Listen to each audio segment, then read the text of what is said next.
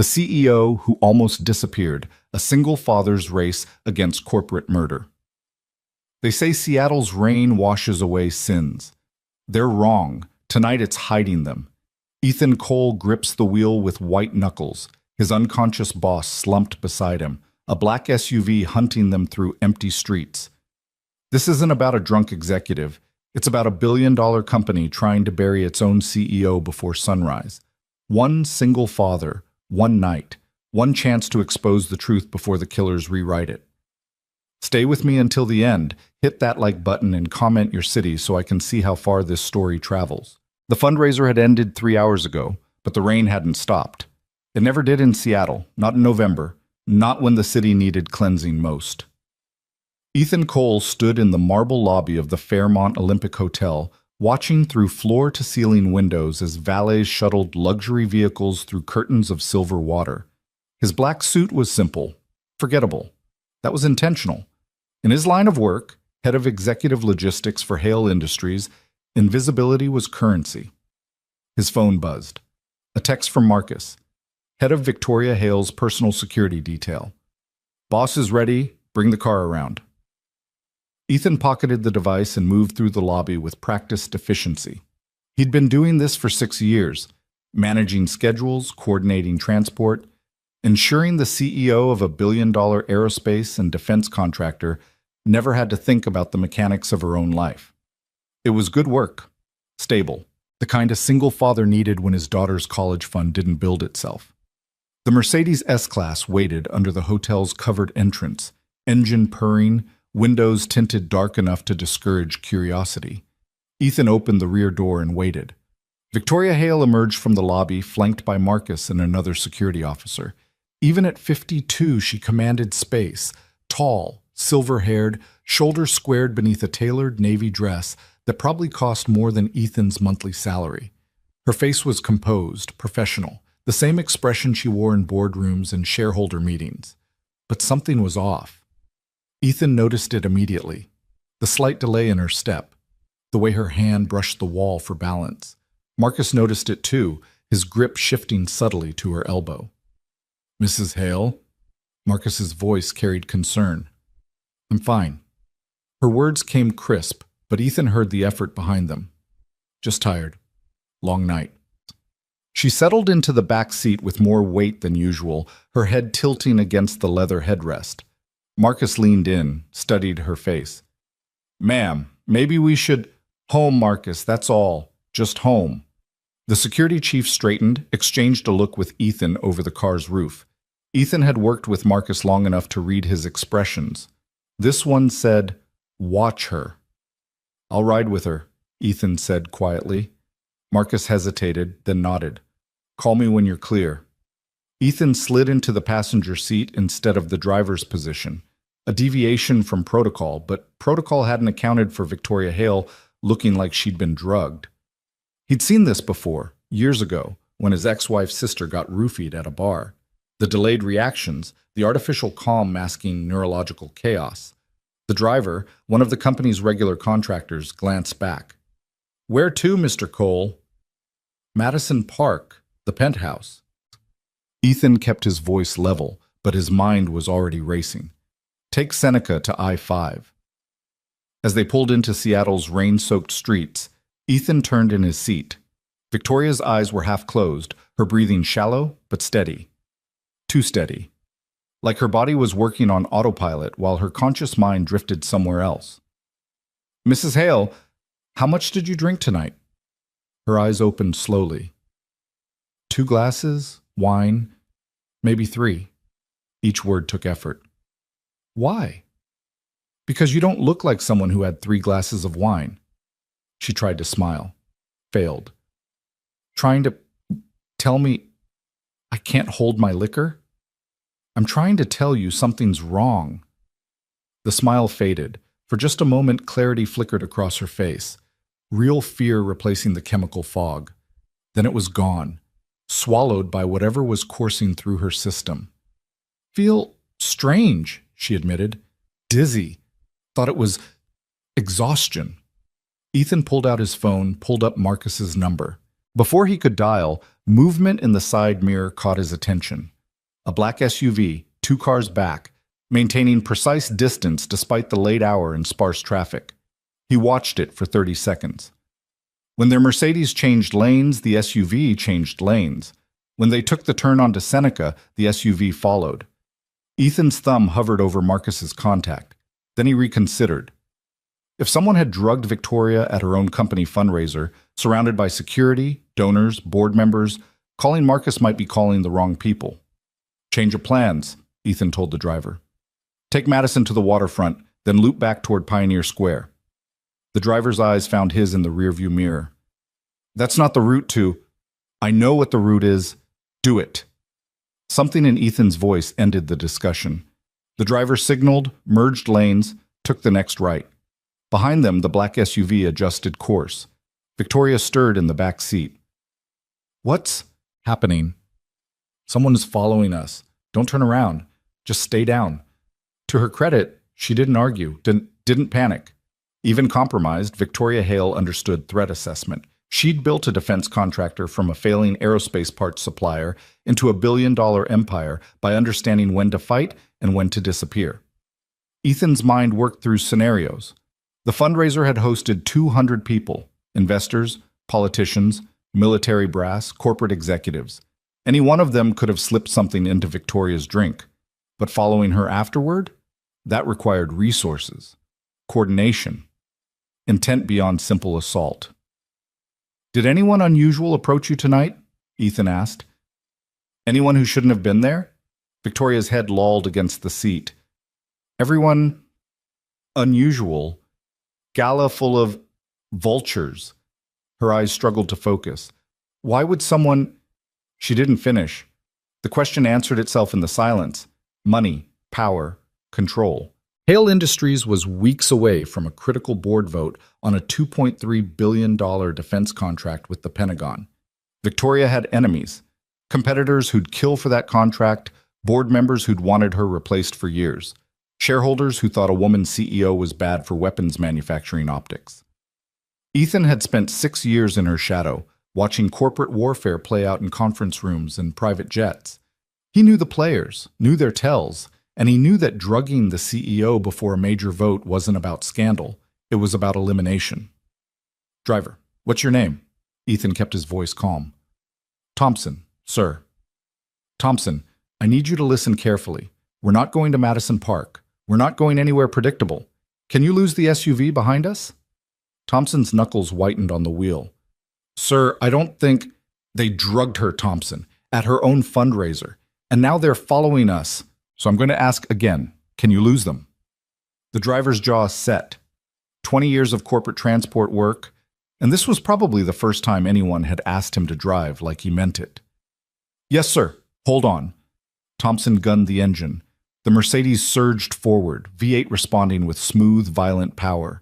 They blasted through a yellow light at Madison, cut across 2 lanes, and dove into the maze of streets near Pike Place Market. The black SUV stayed with them. Ethan braced against the door as Thompson took a hard right into an alley, barely wide enough for the Mercedes. Dumpsters and loading docks blurred past. They shot out the other end onto Western Avenue, tires screaming on wet pavement. Stay with me, Mrs. Hale. Ethan twisted in his seat. Victoria's eyes were closed, her face pale. Don't go to sleep. I need you conscious. Trying. Her voice was barely audible over the engine. What did they... Give me...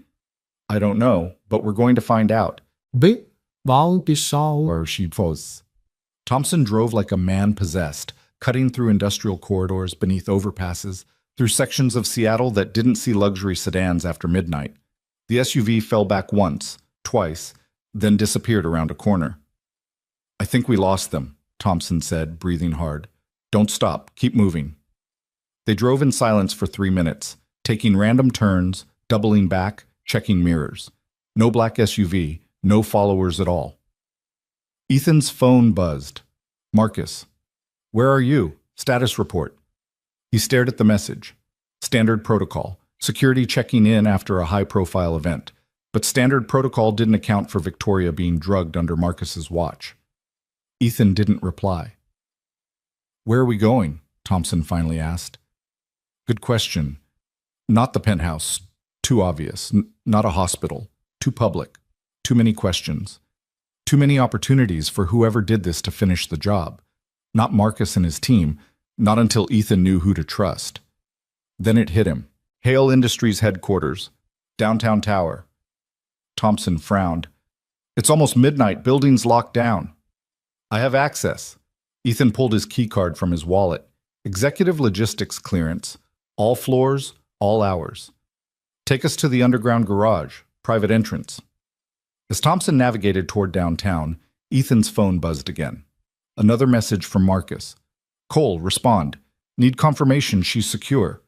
Still, Ethan didn't answer. Instead, he made a different call, to his daughter. Maya picked up on the second ring, voice thick with sleep. Dad, it's midnight. I know, sweetheart, I'm sorry, just wanted to check in.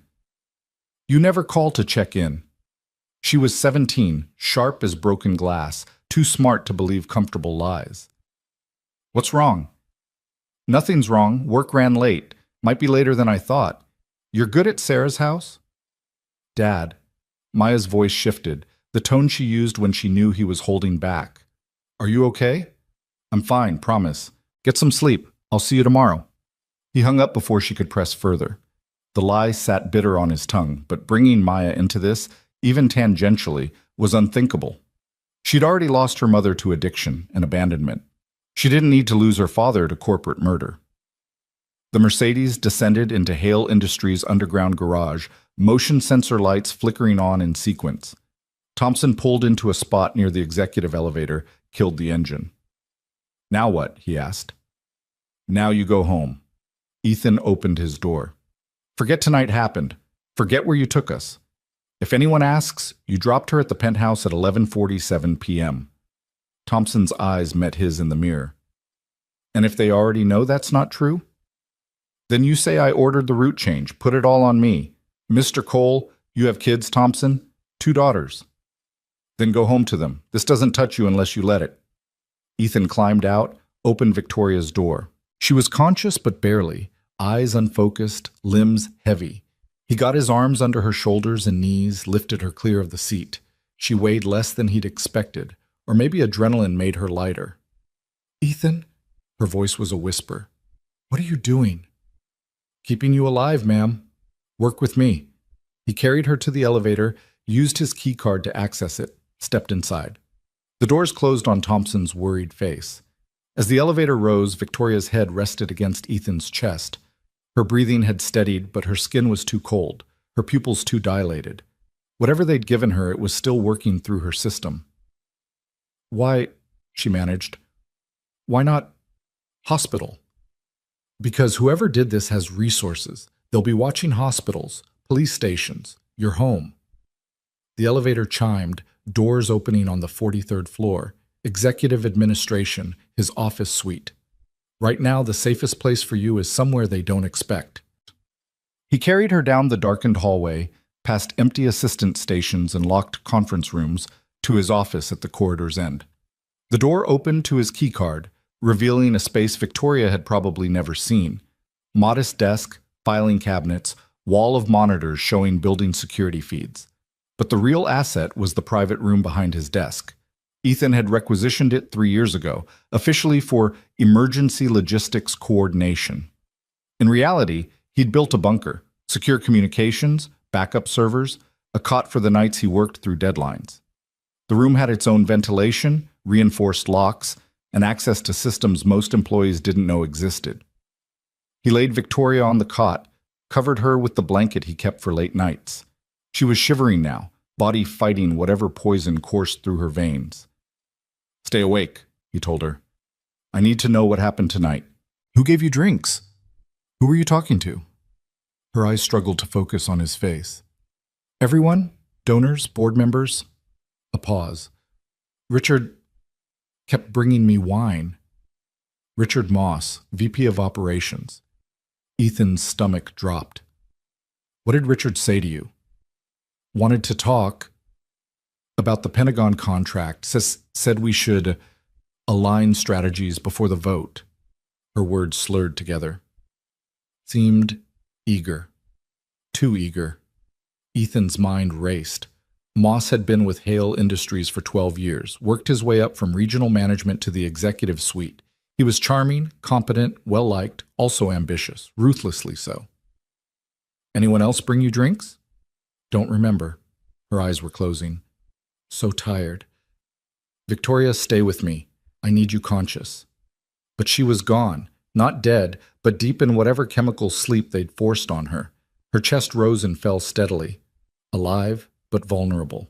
Ethan locked the inner room, returned to his desk, pulled up the building's security archives.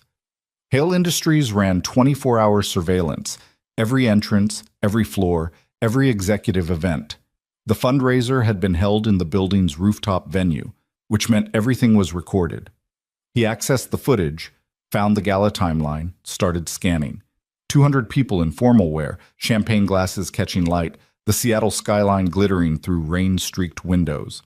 Victoria moved through the crowd with practiced grace, shaking hands, accepting compliments, playing the role she'd perfected over decades. Ethan fast-forwarded, watching her interactions. Donors, politicians, her own executives. Then, at timestamp 2134, Richard Moss appeared at her elbow with 2 wine glasses. Ethan slowed the playback, watched frame by frame. Moss handed her a glass. She accepted, smiled, continued her conversation with the senator. Moss stayed close, laughed at something the senator said, waited. When Victoria raised the glass to her lips, Moss's expression didn't change, but his eyes tracked her every movement. Ethan's hands clenched on the desk. He scrubbed forward. 30 minutes later, Victoria accepted another glass from Moss, then another an hour after that. Each time, Moss stayed nearby, attentive, solicitous. The perfect subordinate, but something was wrong with the footage itself. Ethan was good with security systems, had to be, in his role. He'd spent hundreds of hours reviewing feeds, learning the camera's blind spots and angles, and he knew what tampering looked like. At timestamp 2217, there was a microskip in the footage. Less than a second.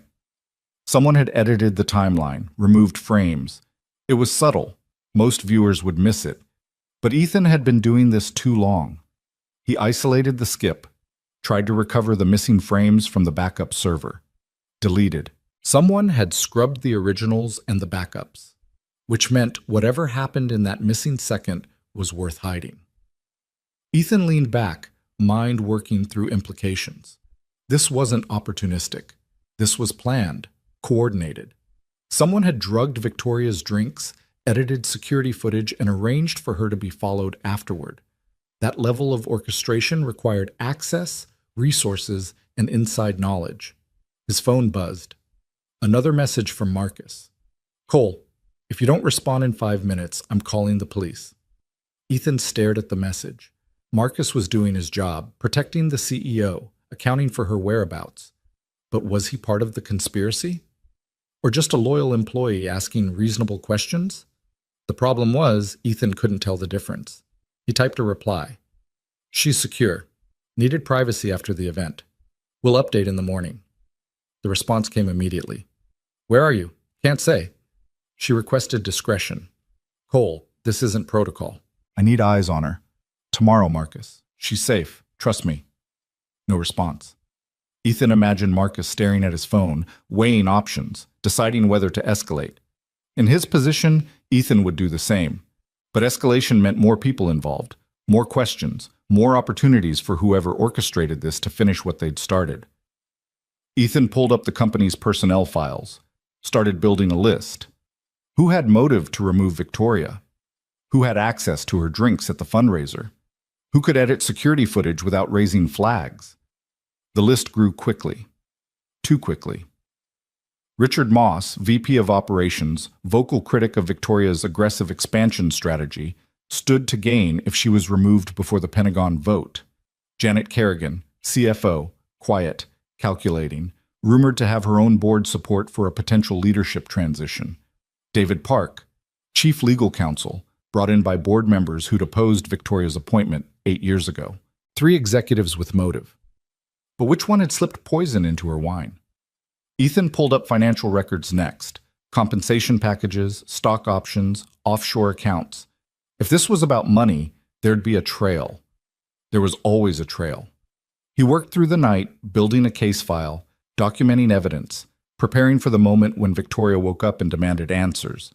Rain hammered against the office windows, Seattle's endless storm providing white noise for his investigation. At 3:47 a.m., his phone buzzed again. Not Marcus this time. Unknown number. The message was simple. You should have taken her to the hospital. Now it's too late. Ethan's blood went cold. He checked the sender. Burner phone untraceable. Someone knew where he was, or at least knew he'd deviated from protocol. He moved to the inner room, checked on Victoria. Still unconscious, but breathing steadily.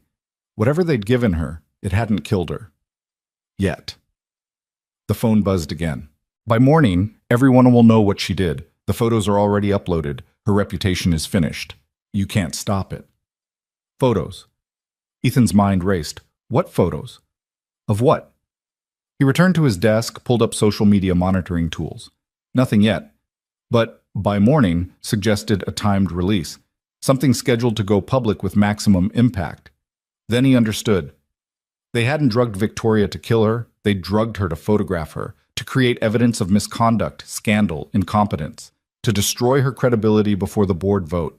And Ethan had played right into it, by taking her away from her security team, by hiding her in his office, by carrying her unconscious through the building. He'd created the exact optics they needed.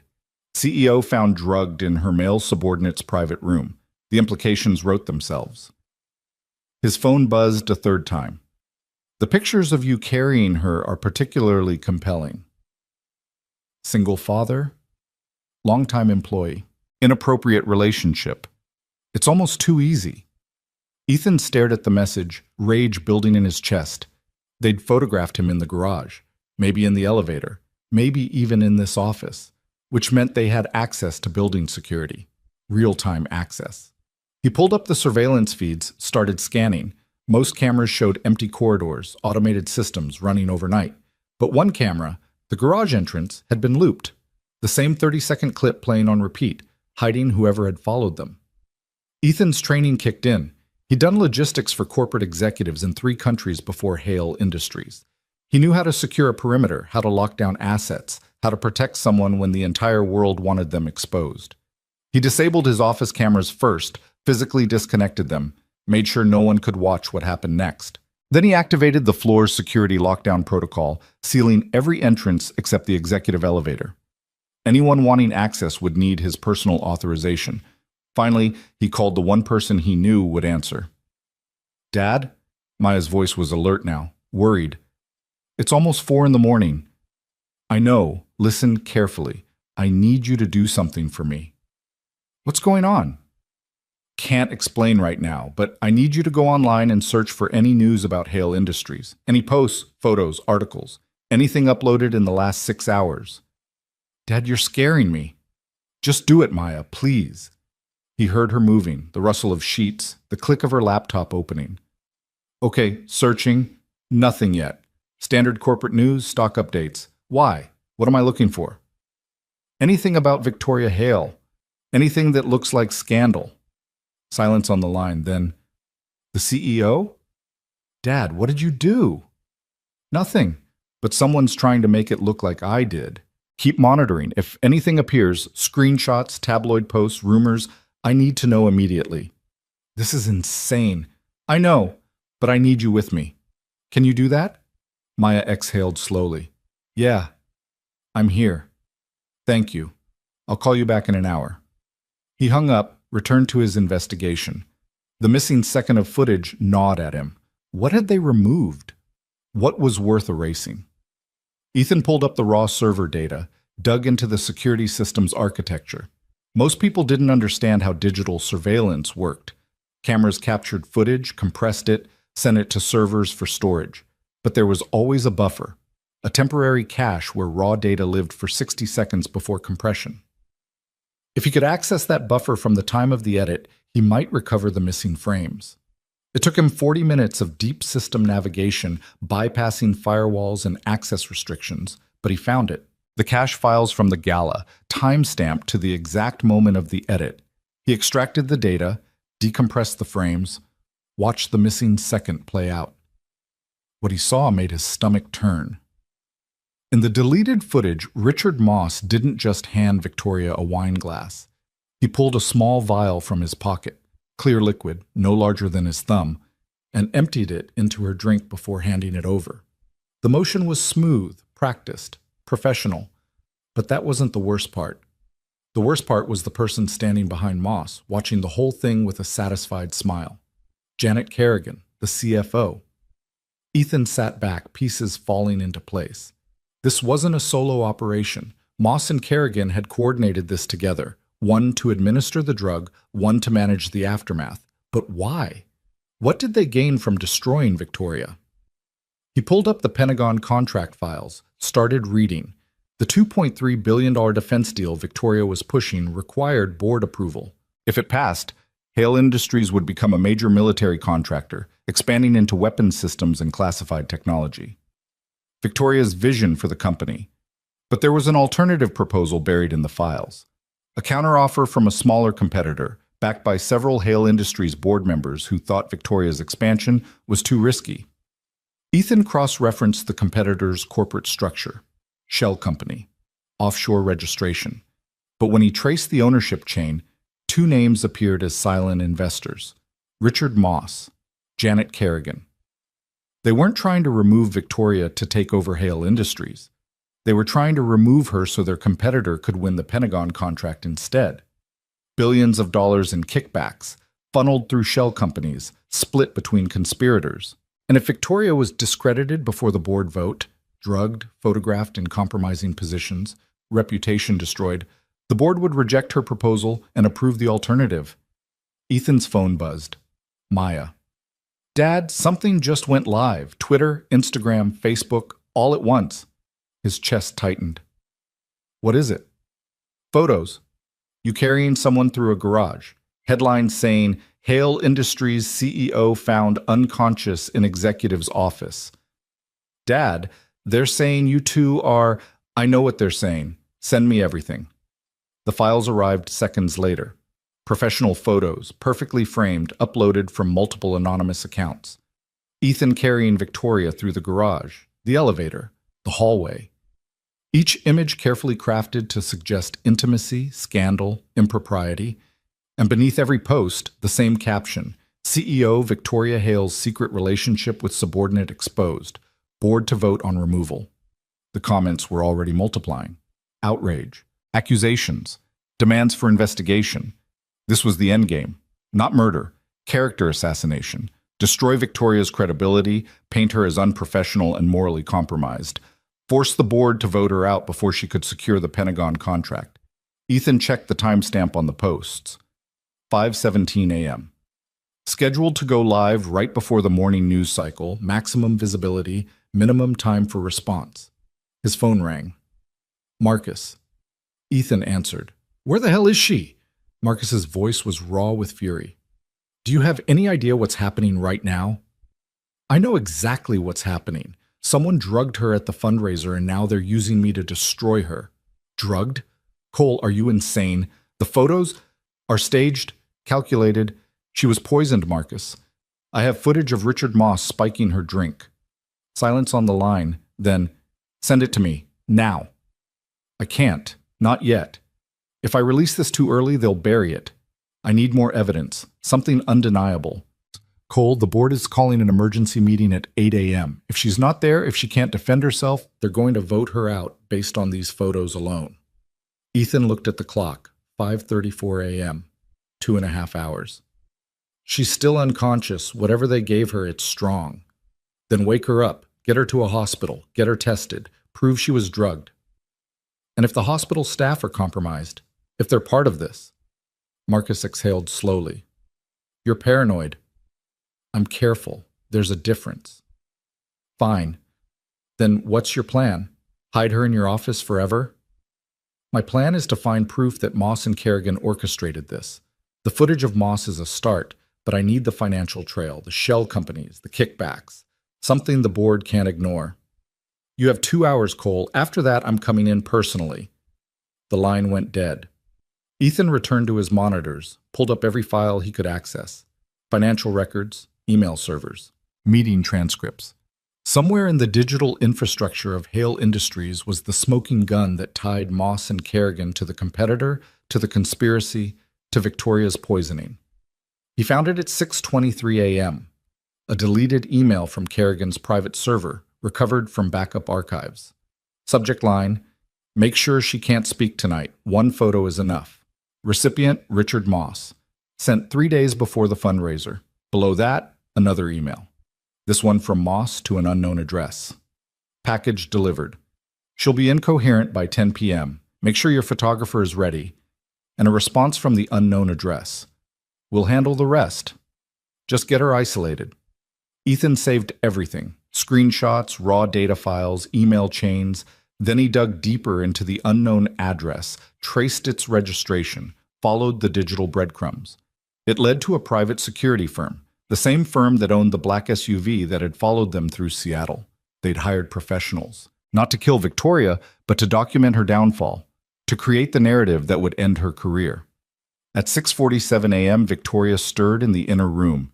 Ethan was at her side immediately. Her eyes opened slowly, pupils still dilated, but focusing better now. "Ethan?" Her voice was hoarse. "What? How long was I?" "6 hours. How do you feel?" She tried to sit up, failed, settled for propping herself on one elbow. "Like I've been poisoned." "You have been. Richard Moss put something in your wine at the fundraiser." Her expression hardened instantly. Even drugged, even compromised, Victoria Hale's mind was sharp. "Proof?" He showed her the footage, the recovered frames, Moss's hand, the vial, Kerrigan watching. Victoria's jaw clenched. "Those bastards!" "It gets worse." He showed her the emails, the conspiracy, the shell companies, the Pentagon contract kickbacks. She read in silence, fury building behind her eyes. Then she saw the photos, the staged images of Ethan carrying her, the social media posts, the manufactured scandal. "They're trying to remove me before the board vote," she said quietly. "Yes." "Using you as the weapon." "Yes." She met his eyes. "I'm sorry." "Don't be. I chose this." "Why?" The question came softer. "You could have taken me to the hospital, called my security team, protected yourself." Ethan thought about that, about Maya, about the years he'd spent building a life for her after her mother left, about the quiet satisfaction of doing work that mattered, even when no one noticed. "Because someone had to," he said simply. "And I was there." Victoria studied his face for a long moment. Then she nodded. "Help me up. We have a board meeting to attend." "You can barely stand." "Then I'll sit. But I'll be there." He helped her to her feet. She swayed, caught herself against the wall, straightened with visible effort. "What time is the meeting?" she asked. 8 a.m., 47 minutes. "Then we need to move fast. Can you get this evidence to the board members?" "Already done.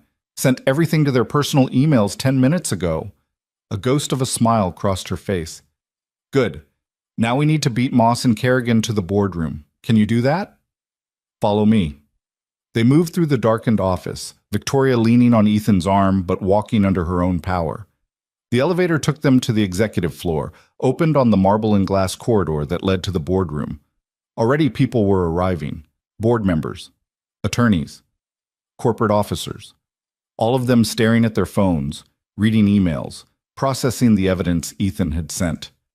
Richard Moss stood near the boardroom entrance, smooth and confident. When he saw Victoria, his face went blank.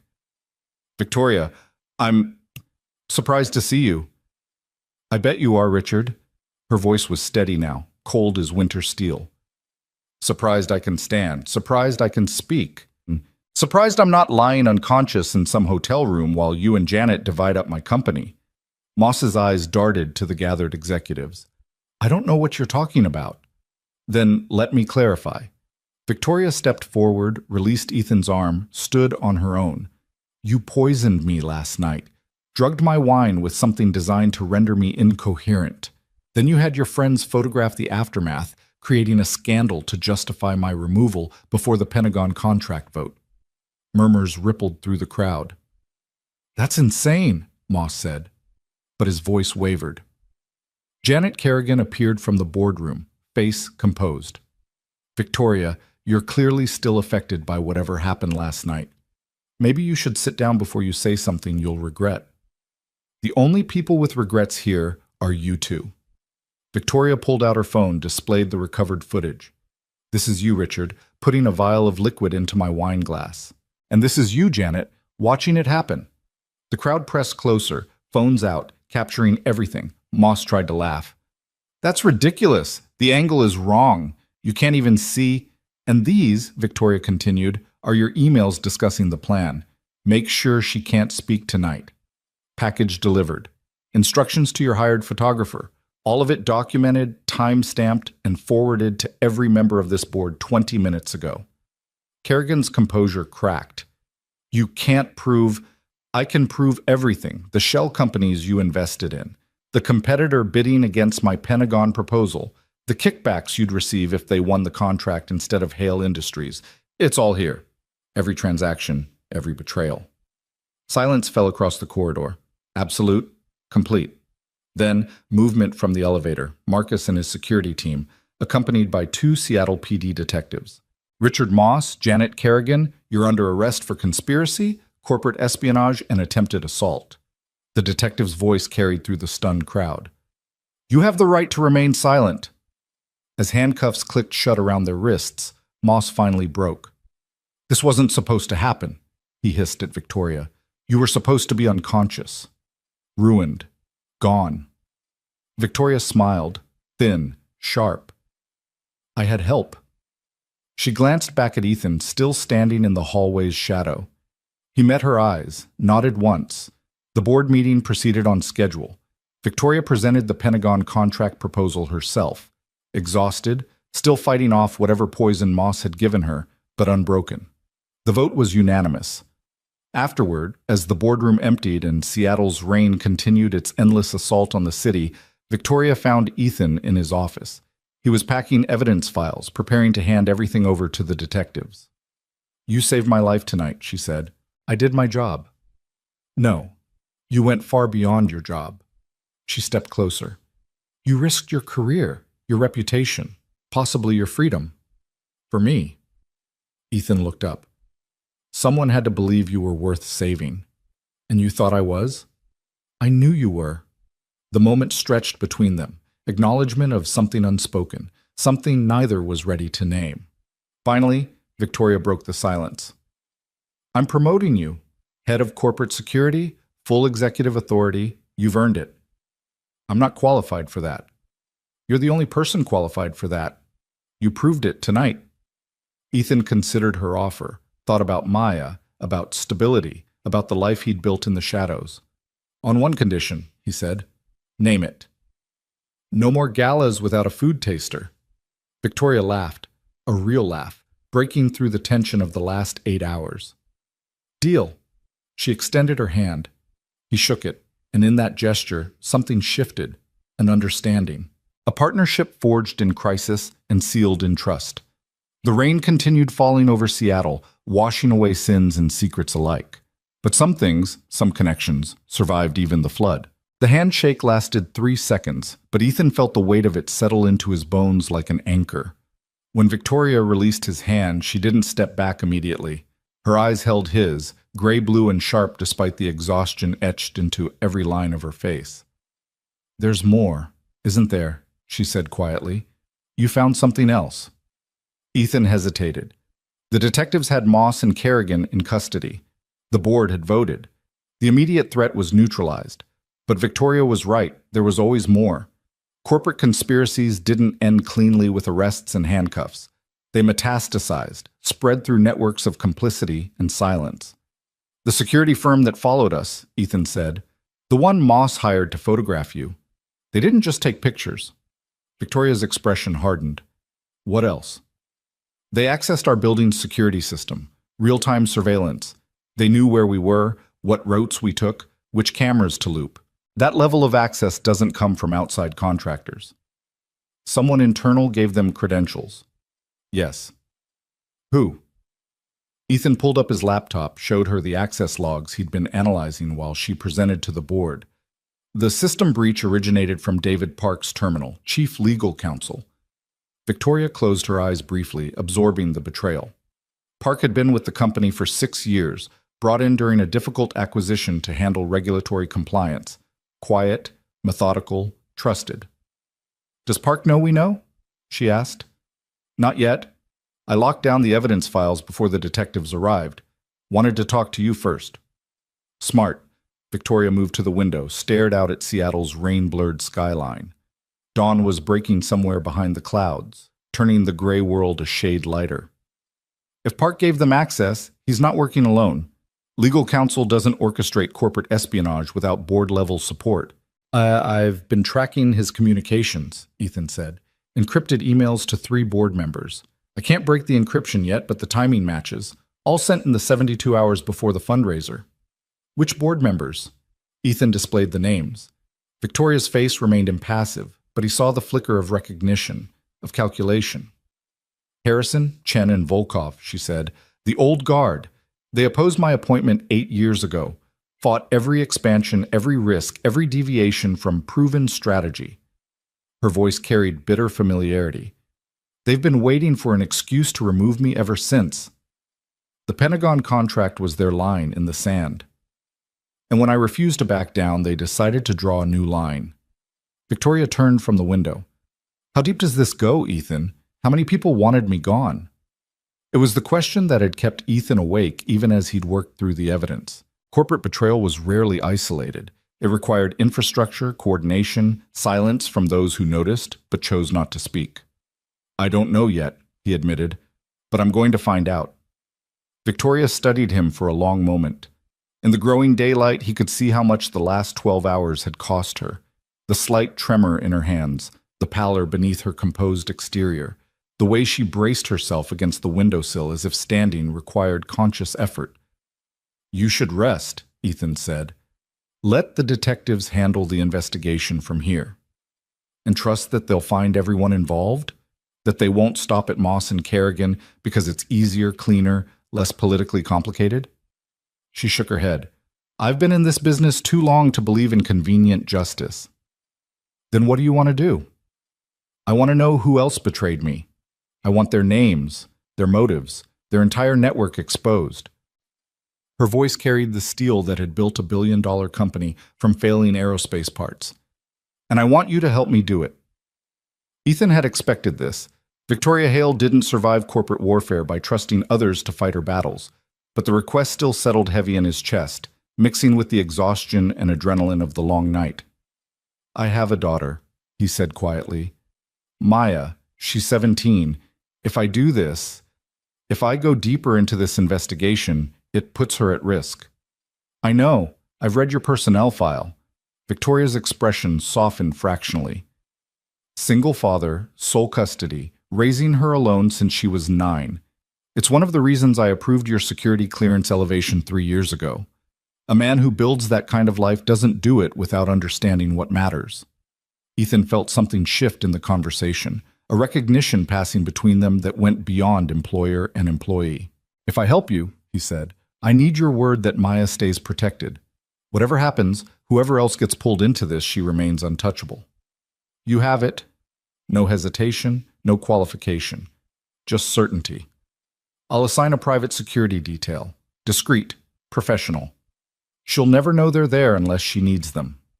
And if the people behind this decide she's leverage, Victoria's eyes went cold.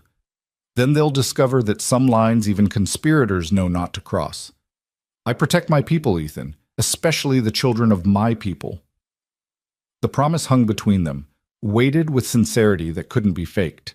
Ethan had watched Victoria negotiate billion-dollar contracts, face down hostile shareholders, navigate political minefields that would have destroyed lesser executives. She was calculating, strategic, sometimes ruthless, but she kept her word, always. Okay, he said. I'm in. Relief flickered across Victoria's face, gone almost before Ethan registered it. Thank you. Don't thank me yet. If Park is involved, if board members are compromised, this gets complicated fast. We're not just investigating employees, we're investigating the people who control the company. which is exactly why I need someone I can trust. Victoria moved back to his desk, pulled up a chair, sat with the careful precision of someone whose body was still fighting poison. Show me everything. All of it. I want to understand the full scope before we decide how to proceed. For the next hour, Ethan walked her through his findings, the shell companies, the financial trails, the encrypted communications, the security breach. Every piece of evidence he'd compiled while she'd been unconscious, laid out in chronological order. Victoria absorbed it all in silence, her mind clearly working through implications, connections, patterns that Ethan might have missed. When he finished, she sat back, fingers steepled beneath her chin. "This isn't just about the Pentagon contract," she said. "That's the catalyst, but the infrastructure is too developed. They've been planning this for months, maybe longer." "Agreed. The shell companies were established 8 months ago. The competitor bid was filed 6 months ago. This was a long game." "Which means Moss and Kerrigan are just the visible pieces." Victoria's eyes narrowed. "The board members, Harrison, Chen, Volkov, they're the architects. But who benefits most if I'm removed?" Ethan had been asking himself the same question. Conventional wisdom says the VP of operations steps up, but Moss is in custody, so that's off the table. Next in line would be you as CFO, but Kerrigan's also arrested, which leaves David Park. Victoria finished his thought. Legal counsel isn't a typical succession path, but with the top 2 executives compromised, the board could make a case for interim leadership from the legal department, especially if they're already in his pocket. He facilitates the security breach, helps orchestrate your removal, and gets promoted to CEO as a reward. Ethan felt the pieces clicking together. Then he approves the competitor's Pentagon bid, the shell companies get their kickbacks, and the board members who supported him cement their control. "Elegant," Victoria said with grudging appreciation. "Ruthless, but elegant." "So how do we prove it?" Victoria stood, moved to the window again. Outside, Seattle was waking up. Traffic building on rain-slicked streets, office lights flickering on in surrounding towers, the city cycling into another day of commerce and ambition and quiet betrayals. "We don't prove it," she said. "Not yet. We make them reveal themselves." Ethan waited. This was Victoria's expertise, corporate chess, moving pieces into position, forcing opponents to make mistakes. "Park doesn't know we've identified him as the security breach," Victoria continued. "The detectives have Moss and Kerrigan, but the investigation is just beginning. As far as Park and the board members know, their conspiracy is still intact, just missing 2 operatives. You want to use that uncertainty. I want to make them panic. Panic breeds mistakes. Mistakes create evidence." She turned from the window, and Ethan saw the predator that had built Hale Industries looking back at him. "How quickly can you set up surveillance on Park's communications?" "Legally? I'd need a warrant, which requires probable cause we don't technically have yet." "And illegally?" Ethan considered the question. He'd spent 6 years building security infrastructure for Hale Industries, which meant he knew every vulnerability, every backdoor, every system weakness that most employees didn't even know existed. 2 hours, he said. Maybe less. "Do it. I want to know everyone Park contacts in the next 48 hours. Every email, every phone call, every encrypted message. If he's coordinating with Harrison, Chen, or Volkov, I want transcripts. And if we find proof of the full conspiracy, then we take it to the authorities properly. Build a case that can't be dismissed as corporate infighting." Victoria's expression hardened. "But if they've been smart, if they've insulated themselves with lawyers and plausible deniability, then we use what we find to dismantle them piece by piece. Board votes, shareholder meetings, public pressure. I didn't build this company to hand it over to conspirators." Ethan understood. This wasn't just about justice anymore. It was about power, control, and the future of an organization that employed thousands of people. If Victoria fell, if the board installed Park or another puppet CEO, everything she'd built would be restructured, reshaped, potentially destroyed. "I'll need access to Park's office," Ethan said. "Physical access. His computer, his files, anything that might have encryption keys or communication records. His office is on the executive floor, 3 doors down from mine. Security? Keycard access only, But as head of corporate security, you have master credentials now. Victoria smiled thinly. One of the perks of your new position. I haven't officially accepted the position yet. Consider this your first assignment. Ethan checked his watch. 9:47 a.m.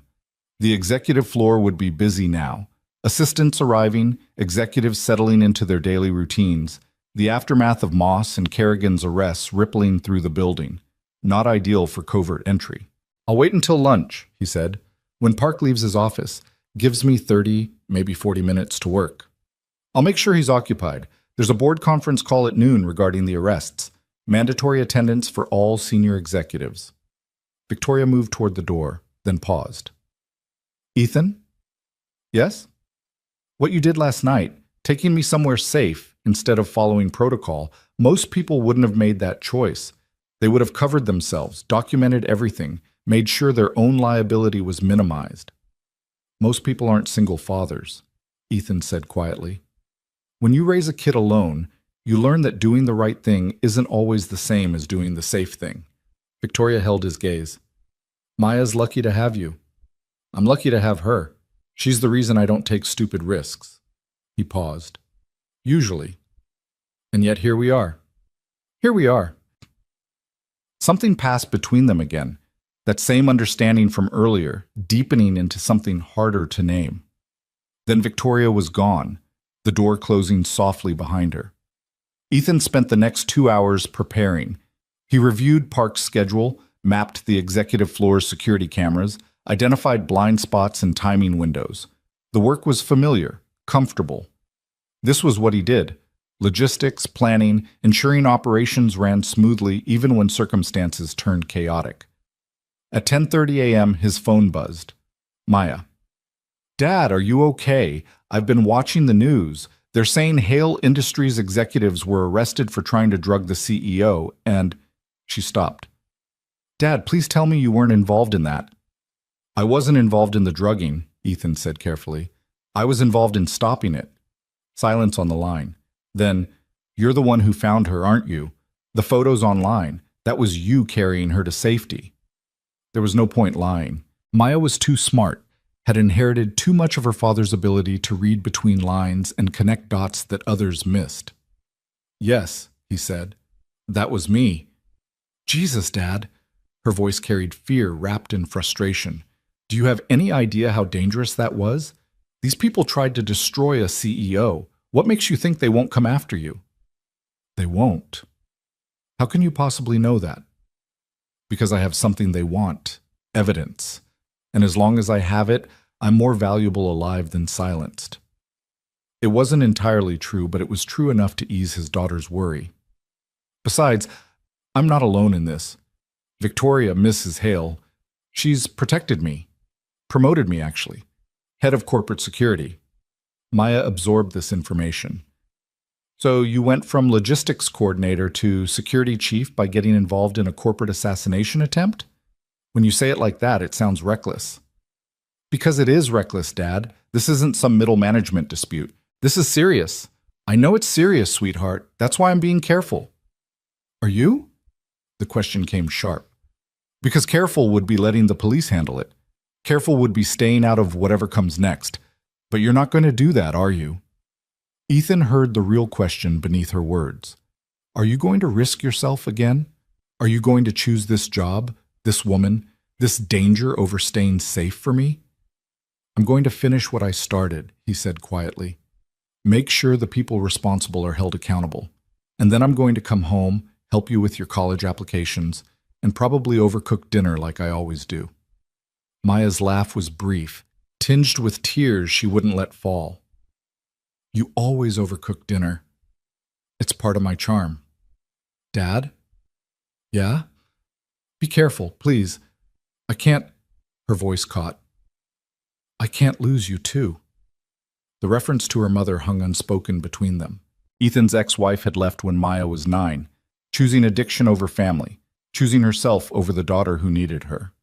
Maya had learned early that the people you loved could disappear, could choose things that mattered more than you.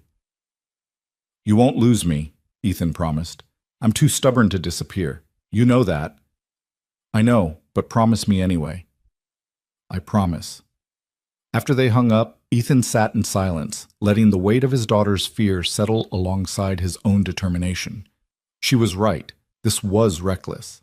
But walking away now, leaving Victoria vulnerable to whatever remained of the conspiracy, that felt more reckless somehow, like abandoning someone in the middle of a burning building because staying might get you hurt.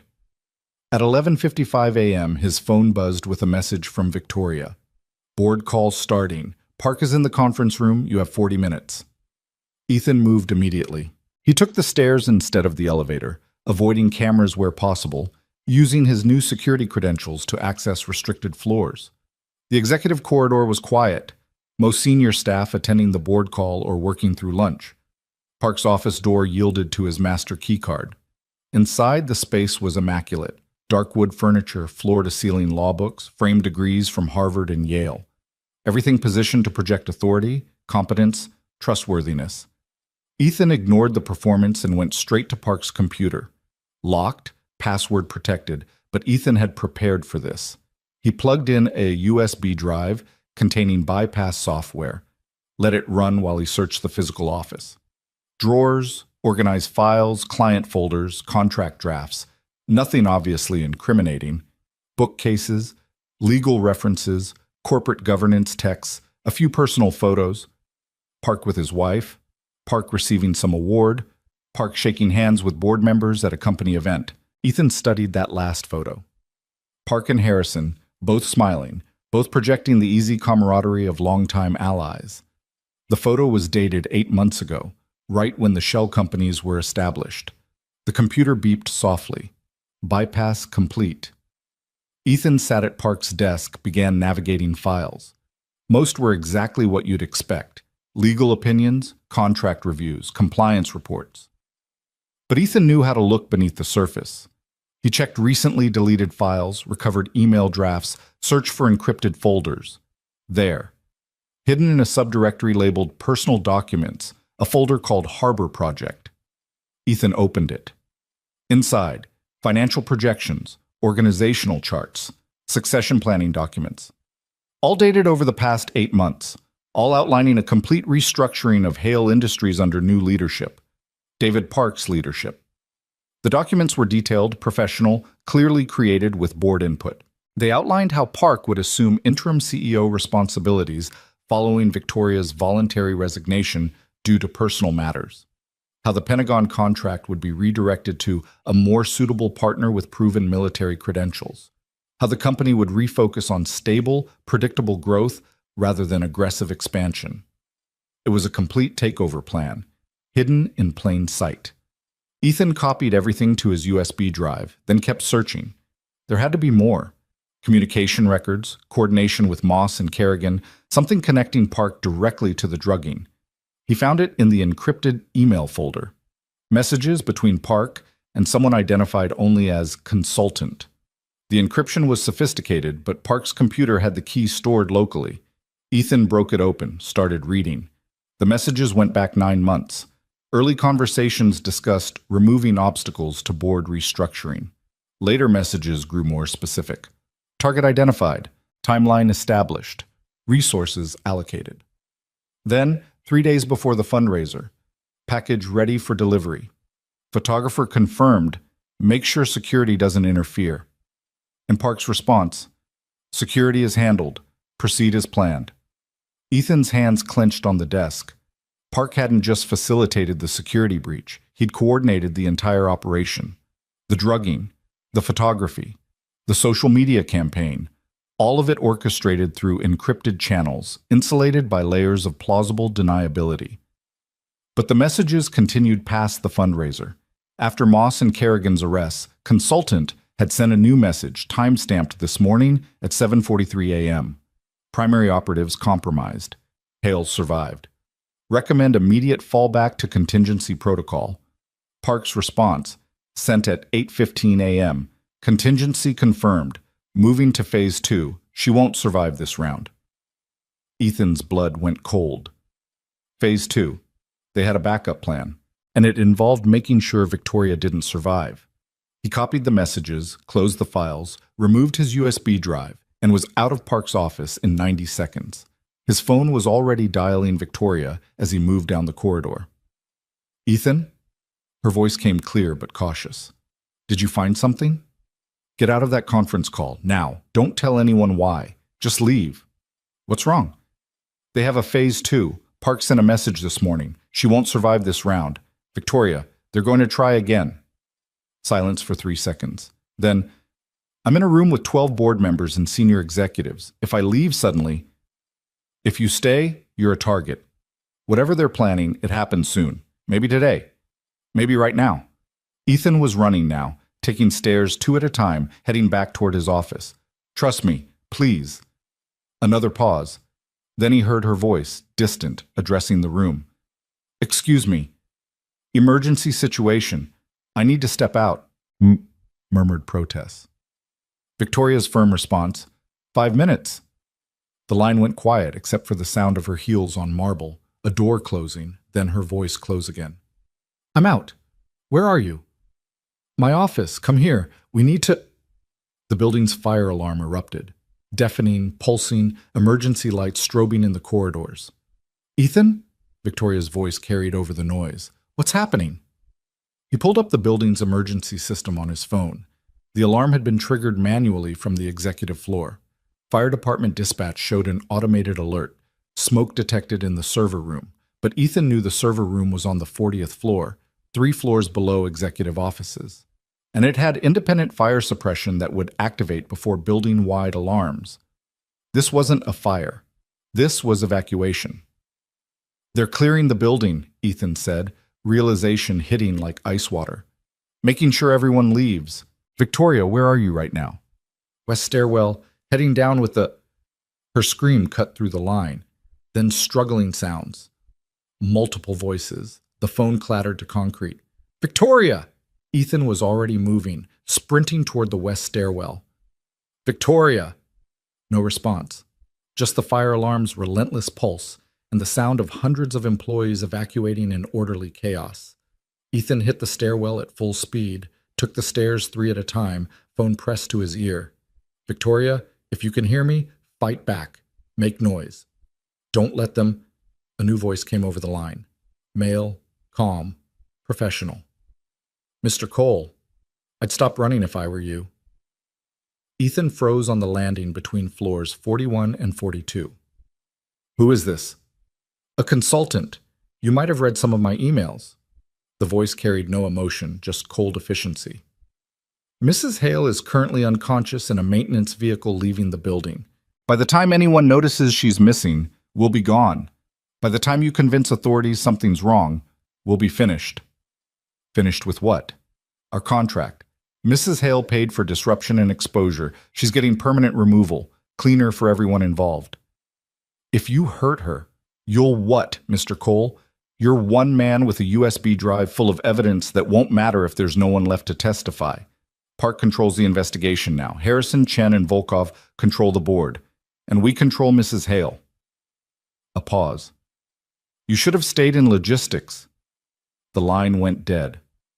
Ethan stood in the stairwell, employees flowing past him, alarms screaming, mind racing through options. Call the police. But what would he say? That the CEO was kidnapped during a fire evacuation based on a phone call from an unknown number? By the time they took him seriously, Victoria could be anywhere. Call Marcus. But Marcus's security team was caught in the same evacuation, scattered across the building, managing crowd control. Or he could do what he'd been doing for 6 years. Handle it himself. Move fast. Trust his preparation. Ethan pulled up the building's security system, accessed the garage cameras, rewound footage from the last 3 minutes. There. A white maintenance van, industrial markings, pulling out of the executive parking level 90 seconds ago. 2 people visible in the front seats, no view of the cargo area. He zoomed on the license plate, ran it through the state database using his security credentials. Registered to a shell company. Same shell company that owned the black SUV from last night. They were using corporate vehicles. Professional. Prepared. But also predictable. Ethan switched to traffic cameras, followed the van's route. It was heading south on 5th Avenue, moving with traffic. Nothing suspicious. Professional kidnappers didn't speed or draw attention. They disappeared in plain sight. He had maybe 5 minutes before they reached wherever they were taking her. 5 minutes to become someone other than a single father who played it safe. Ethan ran. Ethan's car was still in the underground garage where he'd left it hours ago. Keys in his pocket from muscle memory. He didn't remember exercising. He threw himself into the driver's seat, engine roaring to life as his phone synced to the dashboard display. The traffic camera feed showed the white van 3 blocks ahead, stopped at a red light on 5th and Columbia. 3 blocks. 90 seconds if the lights held. Ethan gunned the accelerator, tires squealing on polished concrete as he shot up the exit ramp into Seattle's midday traffic. Rain was falling harder now, turning the streets into rivers of brake lights and impatient horns. He cut across 2 lanes, ignored an angry blare from a delivery truck, and caught sight of the van just as the light turned green. They were moving again, heading toward the industrial district near the waterfront. Smart.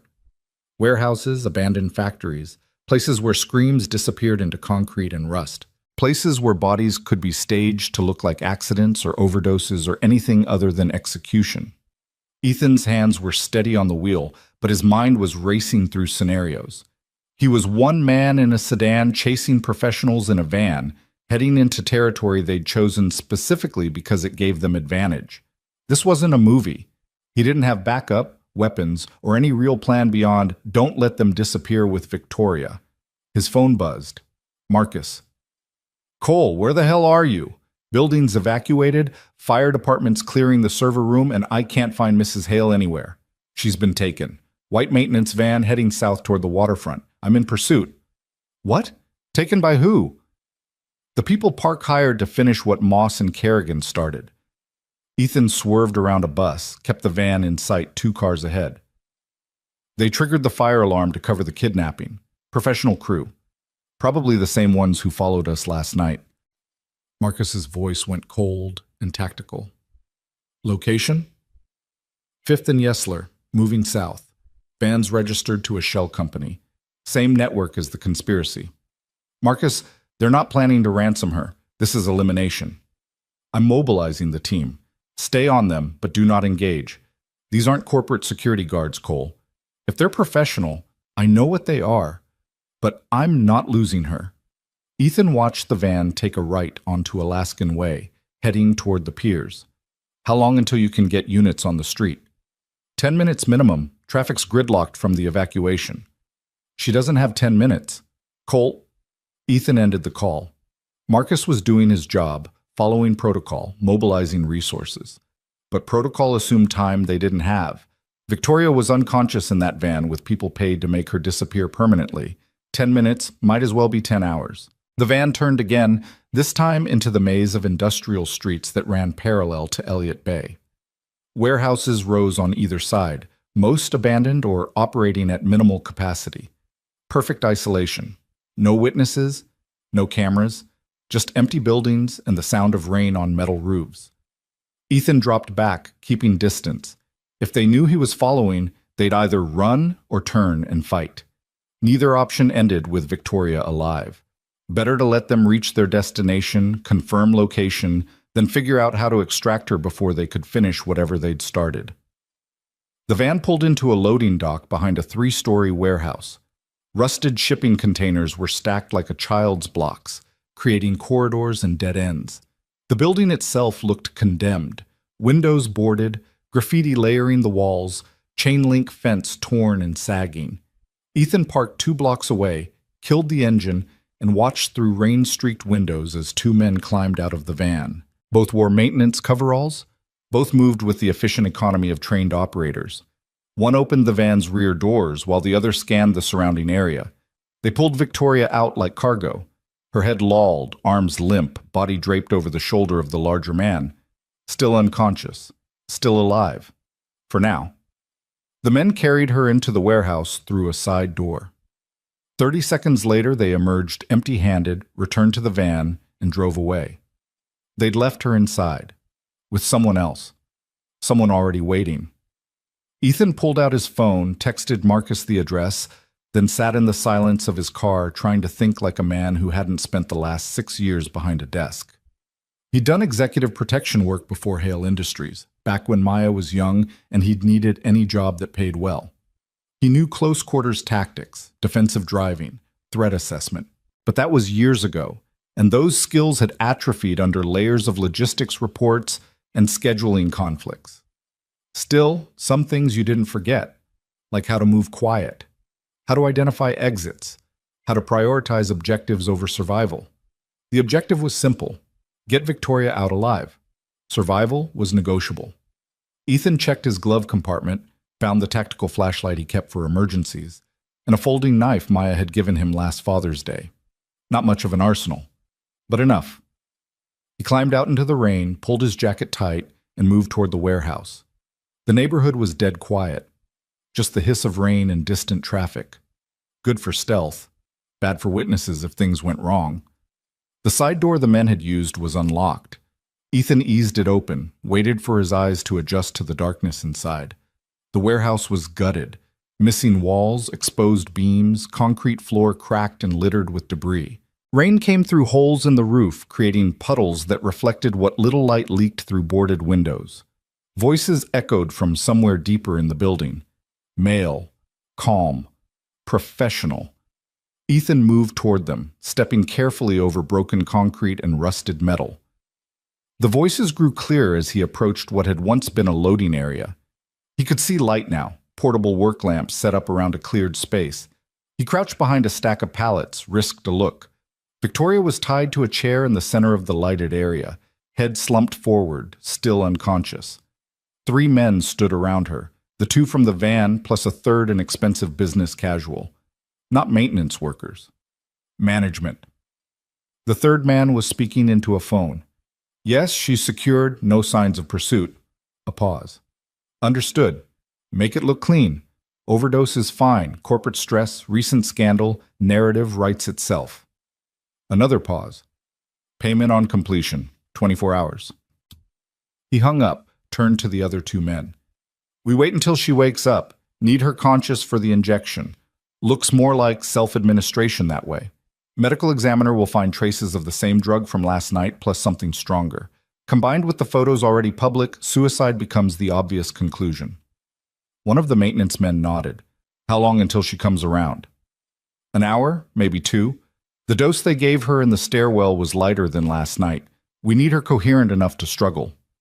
The businessman checked his watch. In the meantime, we sanitize the site. No trace evidence, no connection to Park or the board members.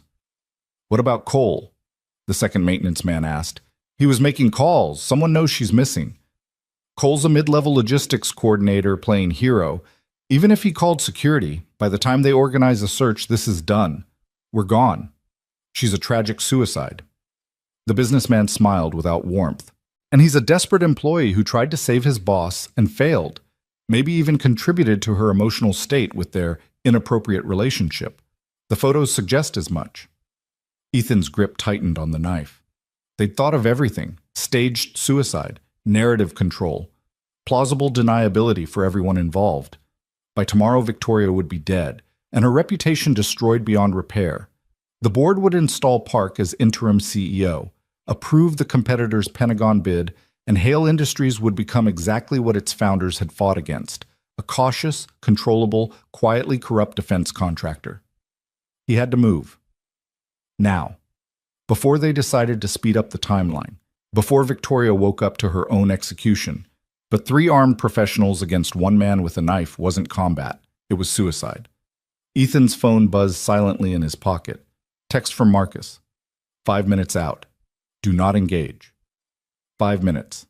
Victoria might not have 5 minutes. If she woke up early, if they got impatient, if something spooked them into accelerating the plan, 5 minutes could be too late.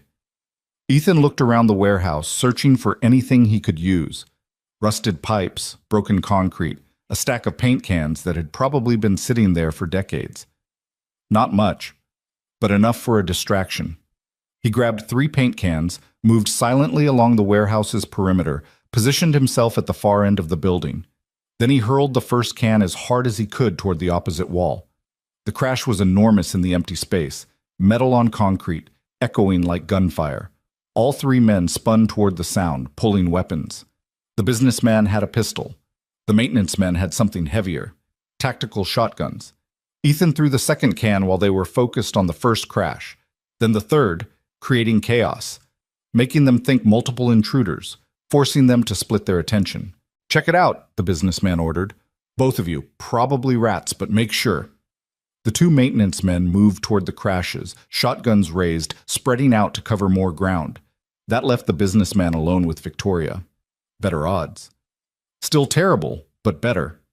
Ethan circled back, using the shadows and debris for cover, moving closer to the lighted area. The businessman had his back turned, pistol held loose but ready, eyes scanning the darkness where his men had disappeared. 15 feet. 10. 5. Ethan launched himself from the shadows. The businessman heard him at the last second, started to turn, but Ethan was already on him. He grabbed the man's gun hand, forced it skyward, drove his shoulder into the man's chest. They went down hard, pistol skittering across concrete. The businessman was trained. Ethan felt it immediately. The man twisted, brought an elbow around toward Ethan's temple. Ethan blocked, countered with a knee to the ribs, felt something crack. The businessman gasped, but didn't stop fighting. His hand found Ethan's throat squeezed. Ethan couldn't breathe. Black spots bloomed in his vision. He fumbled for the knife in his pocket, got it open, drove it toward the businessman's shoulder. The blade bit deep. The businessman screamed, released Ethan's throat, clutched at the wound. Ethan shoved him away, scrambled to his feet, grabbed the fallen pistol. Footsteps pounded back toward them. The maintenance men, responding to the scream. Ethan aimed the pistol at the businessman, now writhing on the ground. "Call them off, or I put the next one through your head." "You won't." Blood seeped between the man's fingers. "You're not a killer, Cole. I researched you. Single father, clean record. You coordinate schedules and book flights. This isn't who you are." "You researched the wrong version." Ethan's voice came cold. "I became that person for my daughter. But before her, I did executive protection in Kabul, Lagos, and Mexico City. I've killed men who threaten my principles. And right now, you're threatening someone I'm protecting." The businessman's eyes widened, recognizing truth when he heard it. "Stand down!" he shouted toward his approaching men. "Now!" The footsteps stopped. Tense silence filled the warehouse. "Drop your weapons and step into the light where I can see you," Ethan ordered. "Hands visible. Move slow." The two maintenance men emerged from the shadows, shotguns lowered but not dropped, eyes calculating odds. They could rush him. Probably should. Their job was to complete the contract, and right now Ethan was the only thing stopping them. But the businessman was bleeding, maybe dying, and they weren't paid enough to risk dying themselves. "Put the guns down," the businessman repeated, voice weakening. "Mission's compromised. We leave, now." "What about payment?" one of the men asked. "Fuck the payment. He just put a knife through my shoulder. I need a hospital." The men hesitated, then set their shotguns on the concrete. Ethan kept the pistol trained on them as they helped the businessman to his feet, supported his weight between them. "You're letting them go." Victoria's voice came weak but conscious from the chair behind him. "Ethan, they were going to kill me." "I know." Ethan didn't take his eyes off the three men limping toward the exit. "But if I shoot them, I become a murderer. Then Maya loses her father to prison instead of corporate conspiracy. I can't do that to her." The businessman paused at the door, looked back. "This isn't over, Cole. Park has resources you can't imagine. You just made yourself a target. Get in line." The three men disappeared into the rain. Ethan waited 30 seconds, making sure they were really gone, then rushed to Victoria. Her hands were zip-tied to the chair, another tie around her ankles. He cut them free with the bloody knife, helped her stand. "Can you walk?" "I think so." She swayed, caught herself against his shoulder. "What did they give me?" "Same thing as last night, probably, plus something to keep you unconscious during transport." He supported her weight, guided her toward the exit. "We need to move. Marcus is inbound with security, but those men might regroup. Come on." They made it to the door when Victoria's legs gave out. Ethan caught her, lifted her the way he had last night, arms under shoulders and knees, her head against his chest. "This is becoming a pattern," she murmured. "Try not to get kidnapped so often. Try not to make it look so romantic when you rescue me. The photos are bad enough." Despite everything, the violence, the fear, the adrenaline still screaming through his system, Ethan almost laughed. They emerged into daylight and rain to find Marcus and 6 security personnel surrounding the warehouse, weapons drawn. Marcus lowered his pistol when he saw them, rushed forward. Jesus Christ, Cole. When I said don't engage, I know what you said. Ethan transferred Victoria to Marcus's arms, suddenly aware of how much his hands were shaking. 3 hostiles armed, planning to stage her suicide. They're gone now. Wounded one. Let them go. Marcus stared at him. You let them go? Long story. Just get her to a hospital. Real one this time. Full security detail. No one gets near her without 3 levels of clearance. What about you? Ethan looked down at his hands, scraped knuckles. Someone else's blood, the knife still clutched in his right fist. He'd become someone he'd worked hard to leave behind. For Maya. For the quiet life he'd built after years of violence. I need to call my daughter, he said quietly. Tell her I'm okay before she sees this on the news. Victoria raised her head from Marcus's shoulder, met Ethan's eyes. Thank you. Again. We're not done yet. Park's still out there, the board members, the whole network. Ethan forced his hands to stop shaking. This was just one piece. Then we take the rest of them down. Even drugged, even traumatized, Victoria's voice carried steel. Together, Marcus carried her toward a waiting SUV. Ethan watched them go, then pulled out his phone. 17 missed calls from Maya. 8 from unknown numbers, 3 from Park. He dialed Maya first. She answered before the first ring finished. Dad, where are you? The news is saying there was an incident at your building and you're not answering, and I swear if you're dead, I'm going to kill you myself. I'm alive. I'm okay. I promise. Silence. Then the sound of crying, quickly suppressed. You promised you'd be careful. I was careful. Just faster than everyone else. Ethan leaned against his car, suddenly exhausted.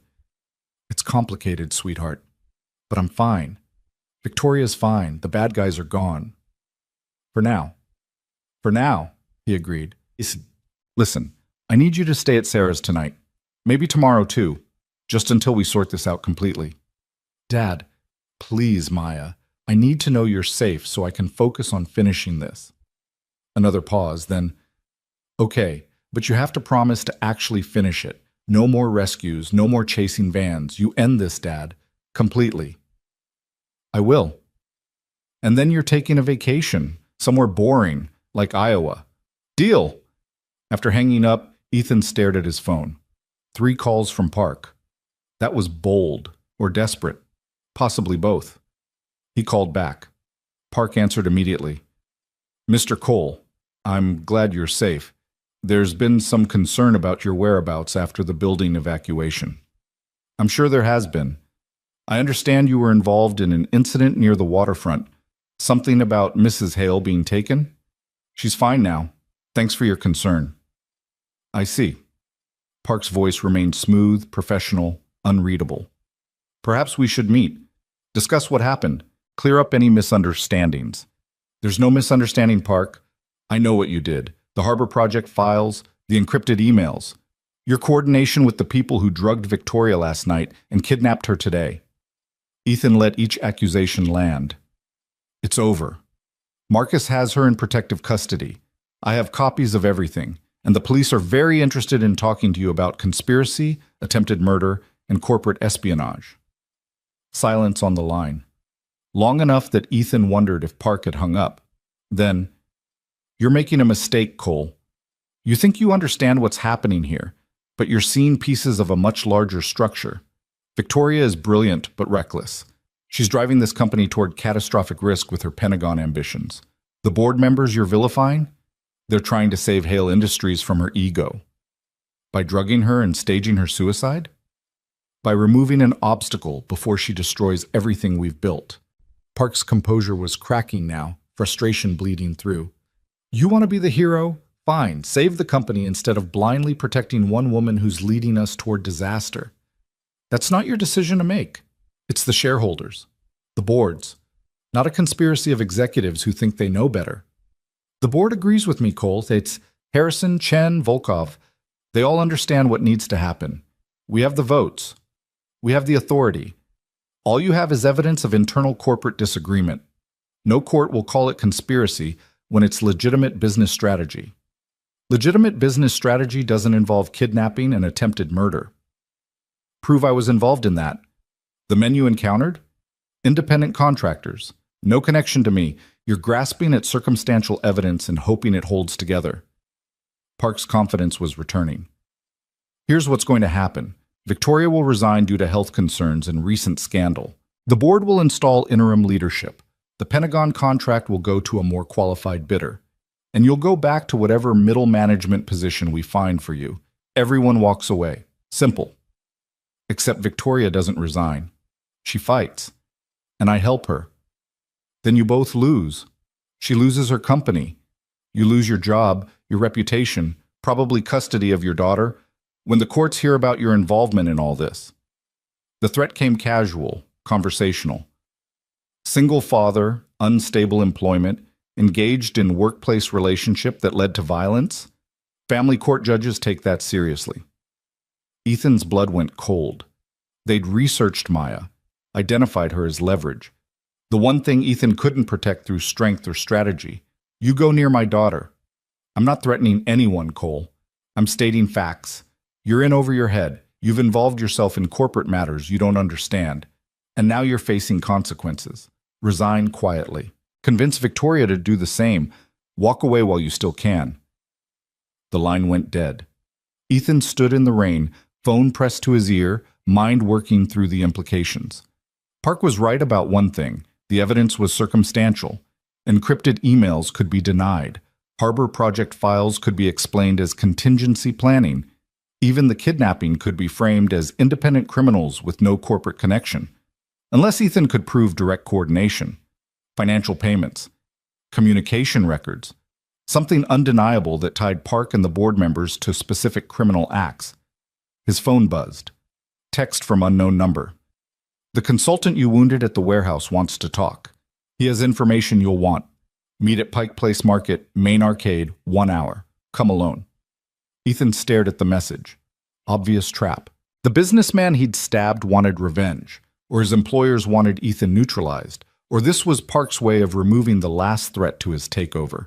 But if the consultant really did have information, payment records, communication logs, something that proved Park's direct involvement, it might be the evidence Ethan needed. He texted back. How do I know this isn't a setup? The response came immediately. You don't. But I'm bleeding out in a clinic with a knife wound I can't explain to real hospitals. My employer abandoned me. Park stopped payment. I'm done being loyal. You want proof of the conspiracy? I'll give it to you, but only if you come alone. Ethan checked the time, 2:47 p.m. 1 hour put the meeting at 3:47, right in the middle of tourist crowds at Pike Place. Public location, witnesses, harder to stage an accident or ambush. He texted Marcus, going to meet the consultant from the warehouse.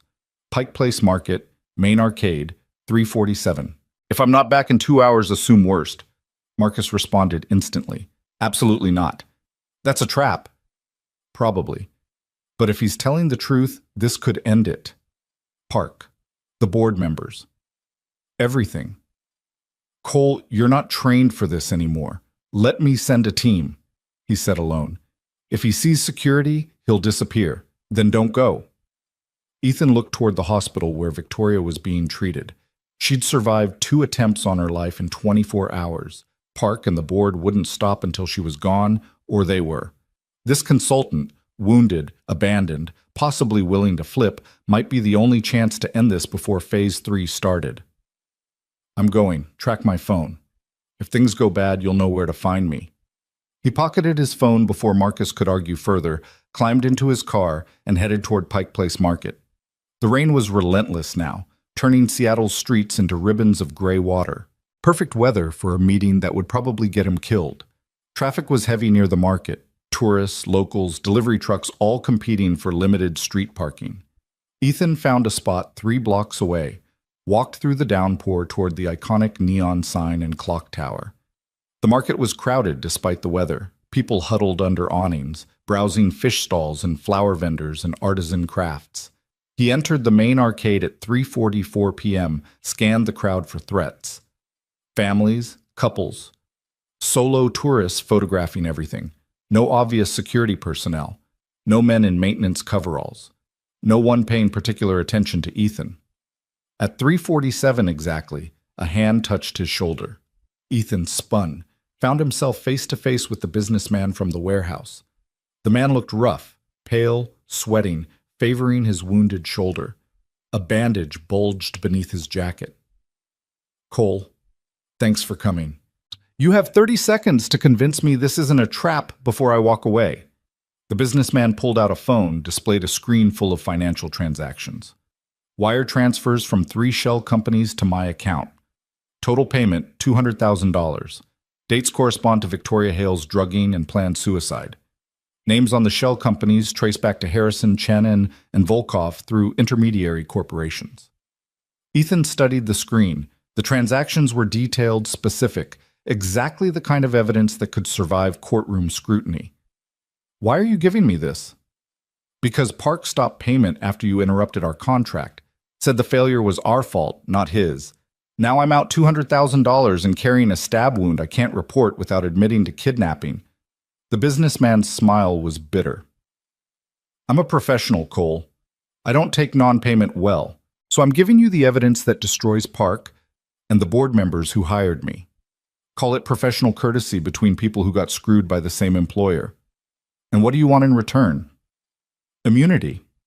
You take this to the authorities, make sure my involvement gets classified as cooperating witness instead of co-conspirator. I walk away, leave the country, never work corporate contracts again." Ethan considered the offer. Letting a would-be murderer walk free to secure evidence against the people who'd hired him. Morally complicated, legally questionable, tactically necessary. "Send me everything," Ethan said. "Financial records, communication logs, anything connecting Park to the payments." The businessman's fingers moved across his phone. "Sending now. But Cole, Park knows I'm talking to you. He's got people watching. You should move fast." "How many people?" "Enough." The businessman glanced over Ethan's shoulder, eyes tracking something. "Including that woman at the flower stand who's been photographing us for the last 2 minutes. Ethan turned slowly. A woman in a rain jacket stood 30 feet away, phone raised, camera pointed directly at them. When she saw Ethan notice, she lowered the phone and spoke into it. "Run," the businessman said quietly. "They're not here to talk." Ethan didn't run. He turned and walked quickly toward the market's north exit, weaving through crowds, using bodies for cover.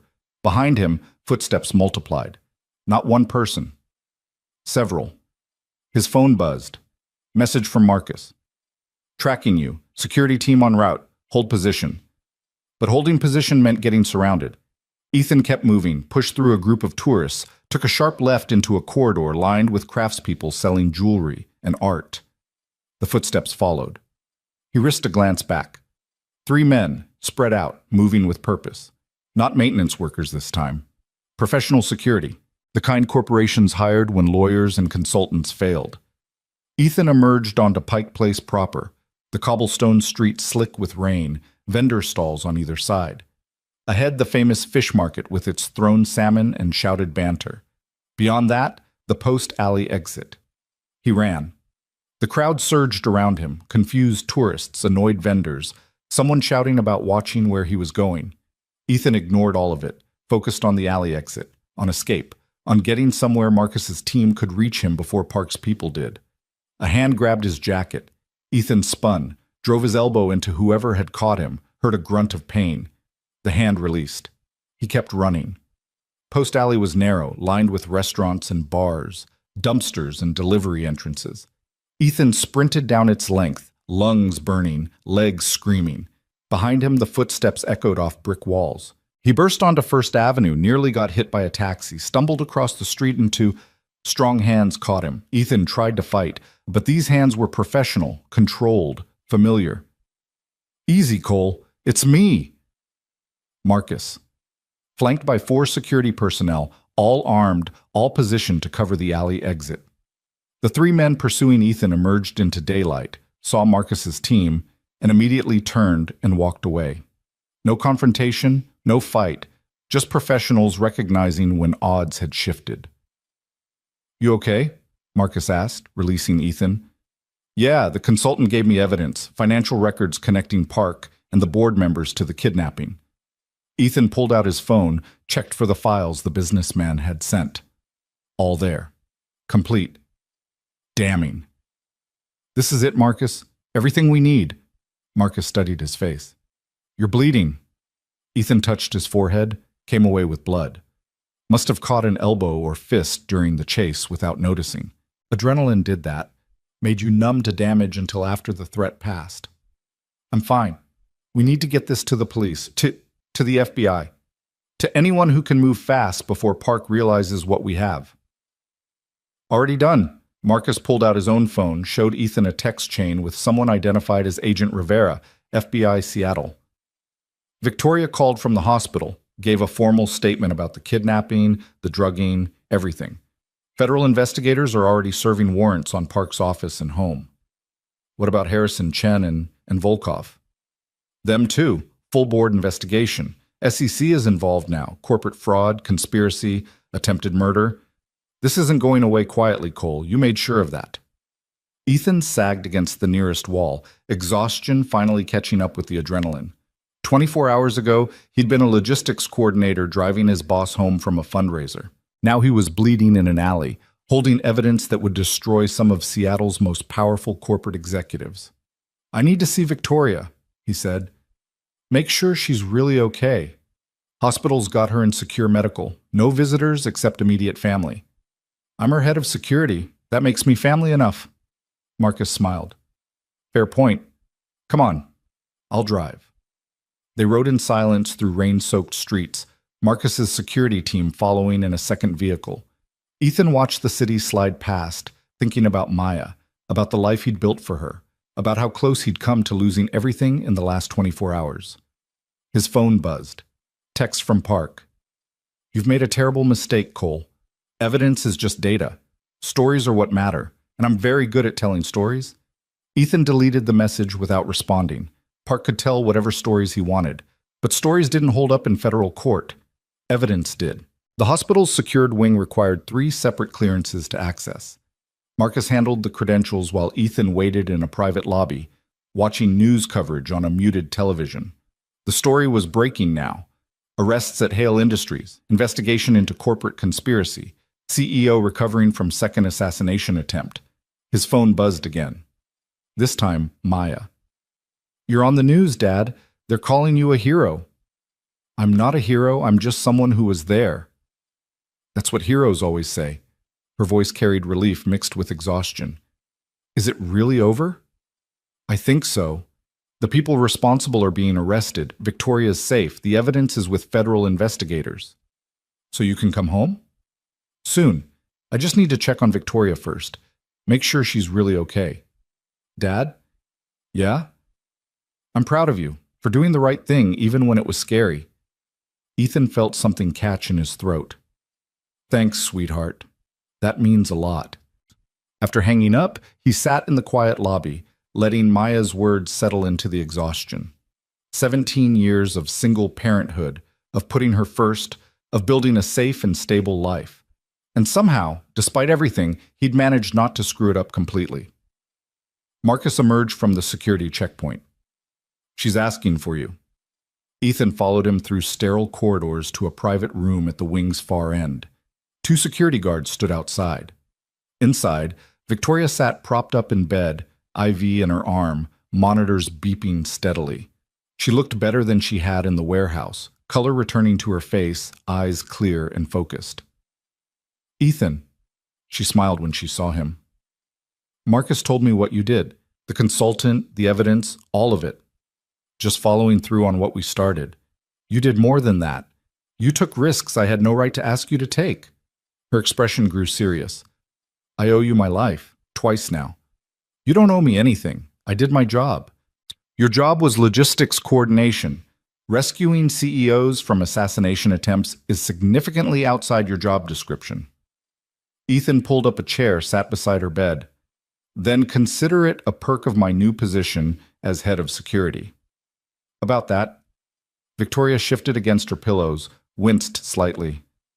I meant what I said yesterday. The promotion is real. Full executive authority, seat at strategic planning meetings, complete autonomy over security operations. If you want it. And if I don't? Then I'll understand. You've been through hell in the last day. You have a daughter to think about. If you want to walk away from all this, I won't blame you. Ethan considered the offer. Walking away meant safety, stability, going back to the quiet life he'd built. But it also meant leaving Victoria vulnerable to whatever remained of the conspiracy, leaving Hale Industries in the hands of people who'd proven they'd kill to control it. I'll take the position, he said, on one condition. Name it. When this settles, when the investigations are done and the board is cleaned up and things return to normal, you take a vacation, somewhere far away, somewhere you can actually rest. Victoria laughed softly. Deal. Though I'm not sure I remember how to vacation. You'll figure it out. You're smart that way. They sat in comfortable silence for a moment, the weight of the last 24 hours settling between them. Then Victoria spoke again, quieter now. Did we make a mistake, Ethan? Getting this close? The photos? The scandal? The way all of this looks to the outside world? Ethan thought about the question, about professional boundaries and corporate optics, and all the reasons this kind of connection between CEO and security chief was complicated. I don't know, he said honestly. Maybe, but mistakes don't invalidate the trust. And right now, trust is the only thing keeping either of us alive. Victoria met his eyes, and something unspoken passed between them. Understanding, partnership, something that might become more given time and safety and distance from crisis. But not yet.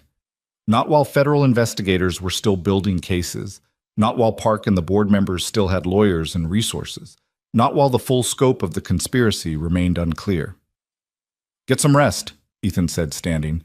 I'll make sure security knows no one gets near you without my explicit approval. Even you? Especially me. I'm the one who keeps carrying you unconscious through buildings, clearly a security risk. Her smile was real this time, reaching her eyes. Thank you, Ethan, for everything. He nodded, headed for the door, then paused. Victoria, when you said the board members were the architects, are you sure it was just Harrison, Chen, and Volkov? No one else? Her expression shifted slightly. Why? Because conspiracies this big usually have layers. People we haven't identified yet. I want to make sure we've got everyone before we call this finished. Victoria was quiet for a long moment. Then, there might be one more. Someone on the board who never spoke against me publicly but always voted with Harrison's block.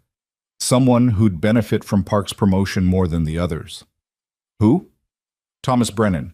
He owns the competitor bidding against our Pentagon contract, through shell companies like the others, but his involvement is buried deeper, more careful. Ethan felt the case expanding again, complications multiplying. Do the federal investigators know? I mentioned him in my statement, but proving his involvement will be harder. He's been more cautious than the others. Then we keep digging, make sure this really is finished.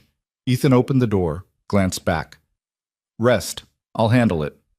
He left her room, mind already working through next steps.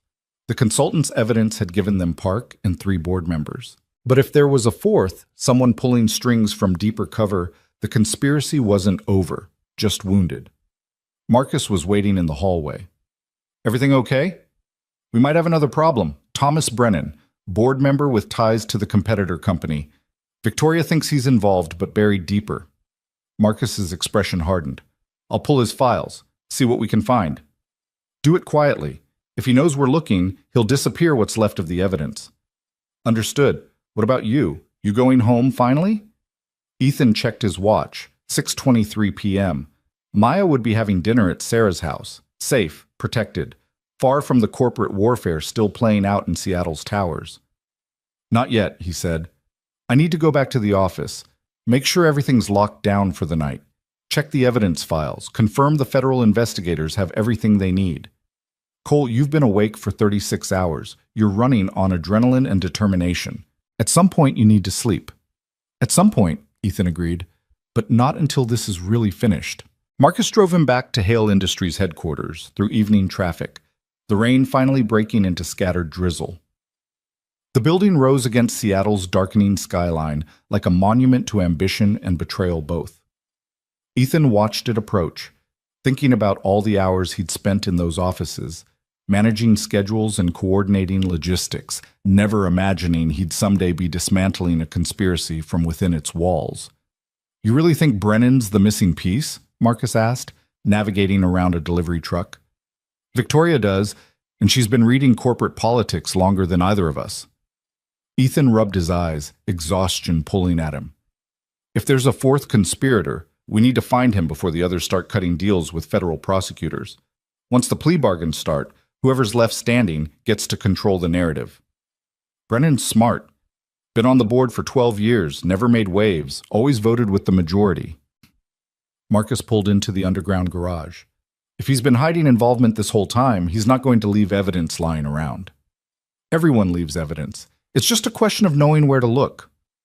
The executive floor was mostly empty when they arrived, just a few dedicated employees working late and security personnel Marcus had stationed at key points. Ethan's office felt strange now. What had been a refuge during Victoria's drugging was now command center for an investigation that kept expanding. He booted up his computer, pulled up Thomas Brennan's personnel file. 63 years old, former aerospace executive, recruited to Hale Industries board during Victoria's first year as CEO. Educational background from Stanford and MIT, family man, wife, 3 grown children, 5 grandchildren. Philanthropist, particularly focused on veterans' causes. On paper, Brennan looked like exactly the kind of respectable board member any corporation would want. But Ethan had learned that respectability was often just a better quality mask.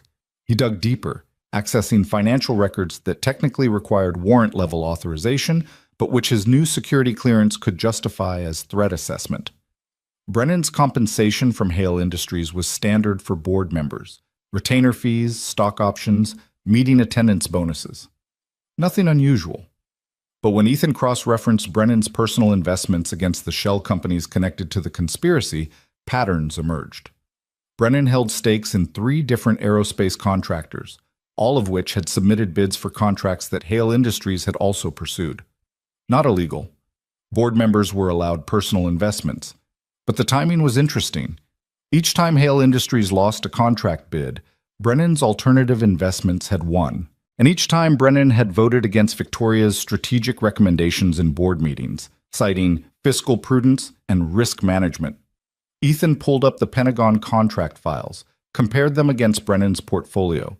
The competitor that Moss and Kerrigan had been supporting, the one that would win if Victoria's proposal was rejected, had Brennan as a silent partner through 2 layers of holding companies. There it was, the financial motive. Not just removing Victoria, but ensuring his own investments succeeded at Hale Industries' expense. "Marcus, look at this." Ethan displayed the connection web he'd built. Brennan profits every time Hale Industries loses a major contract, and he's positioned to make $500 million if the Pentagon contract goes to the competitor instead of us. Marcus studied the screen, jaw tightening. That's a clear conflict of interest. He should have recused himself from any vote involving those bids. He should have, but he didn't. Which means either he's been hiding the conflict intentionally, or he's been actively sabotaging Victoria's proposals to benefit his own investments. Marcus pulled out his phone. "I'm calling the FBI. This is securities fraud on top of everything else." "Wait." Ethan held up a hand. "If we bring in federal investigators now, Brennan will lawyer up, claim the investments were disclosed, claim he didn't know about the conflicts, bury everything in legal process that takes years to resolve. So what do you want to do?" "I want to talk to him, directly, tonight. Make him think we're offering a deal. Cooperate now, avoid the worst charges. See if we can get him to give up the rest of the network before his lawyers teach him to stay quiet." Marcus frowned. "That's investigator work, Cole. You're security, not law enforcement. I'm head of corporate security now. Part of my job is protecting the company from threats, internal or external. And right now, Brennan is the biggest internal threat we've got." Ethan pulled up Brennan's contact information. "I'm calling him, setting up a meeting. If he refuses, we know he's already circling wagons. And if he agrees, Then we find out how deep this really goes. Ethan dialed Brennan's cell phone, put it on speaker so Marcus could hear. 3 rings, then a smooth baritone voice answered. Ethan Cole. I was wondering when you'd call. The familiarity in Brennan's tone sent warning signals through Ethan's mind. You were expecting me? Of course. You've been investigating the conspiracy, arrested Moss and Kerrigan, rescued Victoria twice now. You're very thorough. I assumed you'd eventually connect the financial trails back to me. Brennan sounded almost amused. So here we are. Here we are, Ethan echoed. You don't sound concerned. Should I be?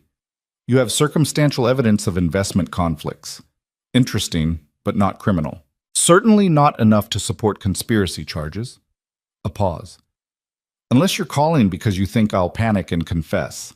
In which case, I'm afraid you've misjudged me. Ethan glanced at Marcus, who was already recording the call. I'm calling because Victoria thinks you're involved, and I trust her judgment. Victoria is brilliant but paranoid. She sees conspiracies in every board vote that doesn't go her way. Brennan's voice carried patient condescension. Yes, I have investments in aerospace contractors. Yes, some of those investments have benefited when Hale Industries lost bids. But that's business, Mr. Cole. Risk diversification. Any competent financial advisor would recommend the same strategy. Did your financial advisor also recommend hiring people to drug and kidnap the CEO? Silence on the line, longer than comfortable. When Brennan spoke again, the amusement was gone. I had nothing to do with that. Whatever Park and the others planned, they did it without my knowledge or consent. But you knew they were planning something. I knew there were concerns about Victoria's leadership. I knew several board members felt she was taking the company in a dangerous direction. But drugging, kidnapping, staged suicide? Brennan's voice hardened. That's not corporate strategy. That's criminal insanity, and I want no part of it. Marcus mouthed, he's deflecting to Ethan, who nodded. Classic strategy. Admit to the lesser crime while denying the greater one.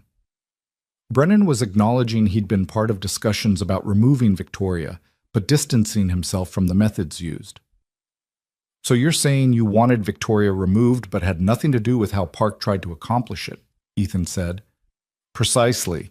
I supported a vote of no confidence, a structured transition, perhaps a generous severance package to ease her departure, civilized solutions. Brennan paused. What Park did was barbaric. If I'd known, I would have stopped it. Would you?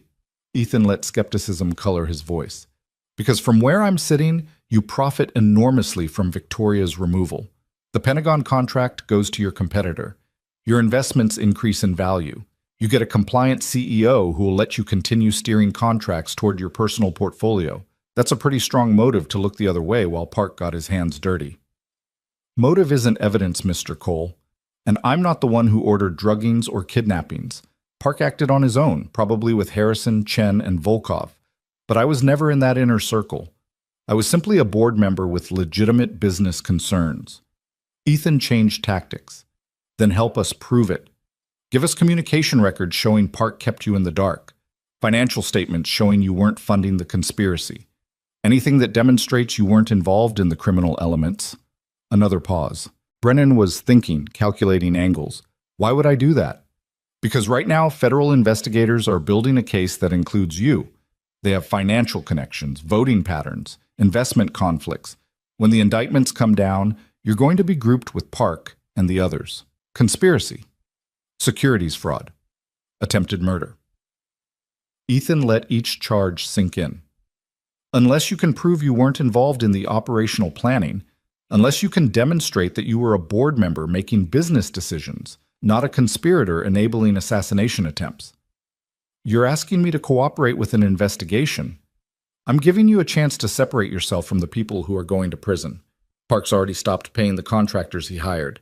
The consultant who kidnapped Victoria is giving testimony in exchange for immunity. Moss and Kerrigan are probably negotiating plea deals right now. Ethan drove the point home. The conspiracy is collapsing, Mr. Brennan. Question is whether you go down with it or step aside while there's still time. Silence stretched for 15 seconds. Ethan could almost hear Brennan's mind working through options, weighing risks, calculating outcomes. Finally, what exactly do you want from me? Everything. Communication with Park, Harrison, Chenin, and Volkov. Meeting minutes where Victoria's removal was discussed. Financial records showing if you funded any part of the operation. Phone logs, emails, text messages. Complete transparency in exchange for consideration from federal prosecutors.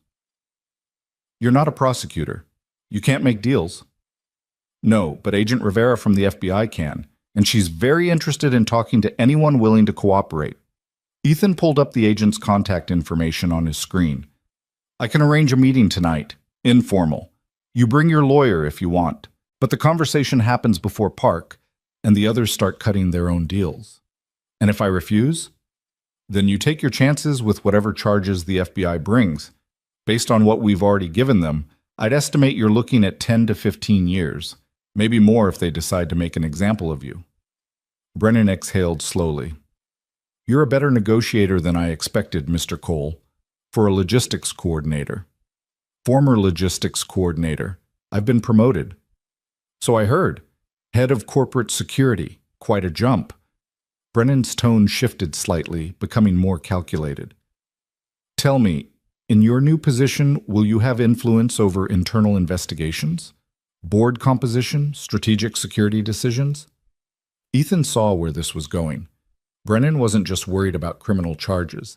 He was worried about losing his board seat, his access to corporate information, his ability to continue profiting from inside knowledge. That depends on how cooperative you are tonight, Ethan said carefully. Victoria's already recommending a complete board restructuring. Anyone involved in the conspiracy gets removed. But if you can prove you weren't part of the operational planning, weren't funding the criminal elements, maybe there's a case for keeping you on in some capacity. Reduced role. Heavy oversight, but not completely removed. It was a bluff. Victoria would never let Brennan stay on the board after this. But Brennan didn't know that, and the possibility of salvaging some portion of his position might be enough to make him talk. I need time to consult with my attorney, Brennan said. You have 2 hours. After that, the FBI moves forward without your cooperation. Ethan checked his watch. It's 7:45 now. Meet me at Hale Industries headquarters, my office, 9:45. Bring your lawyer, bring your records. And Mr. Brennan? Yes? Don't try to destroy evidence between now and then. We've already copied most of your digital communications. If files start disappearing, we'll know. Understood. The line went dead. Marcus looked at Ethan with something approaching admiration. That was either brilliant or incredibly reckless. Probably both. Ethan rubbed his face, exhaustion pulling harder now. Think he'll show? Depends on how scared he is, and how much he thinks he can salvage. Marcus checked his own phone. I'll contact Agent Rivera. Let her know we might have a cooperating witness. She'll want to be here when Brennan arrives. Good. And Marcus? Increase security on the executive floor. If Brennan decides running is better than talking, he might try something desperate. Already on it. Marcus headed for the door, then paused. Cole? You know Victoria's going to want to be here when this goes down. She's in the hospital recovering from 2 assassination attempts. And she's Victoria Hale. You think hospital beds are going to keep her away from the meeting that could end the conspiracy that tried to kill her? Ethan smiled despite himself. Fair point. Call her. Let her know what's happening, but if she insists on coming, she gets a full security detail and stays out of the interrogation room until we've secured Brennan's cooperation. After Marcus left, Ethan sat alone in his office, staring at the evidence files covering his screens. Financial records, communication logs, security footage, witness statements, everything they'd compiled over the last 36 hours. It was comprehensive, damning, enough to destroy careers and send people to prison. But was it enough to end the conspiracy completely? Or were there more layers they hadn't uncovered yet, more conspirators hiding in deeper cover? His phone buzzed. Maya. Dad, when are you coming home? Soon, sweetheart. I've got one more meeting tonight. Should be done by 11. It's almost 8. You haven't slept in like 2 days. I know, but this is important. The last piece of the investigation. After tonight, it's really over. You said that this morning and yesterday. Her voice carried worry wrapped in frustration. Dad, you can't keep doing this. Running on empty. At some point, you're going to crash. I'll crash after the meeting. Promise.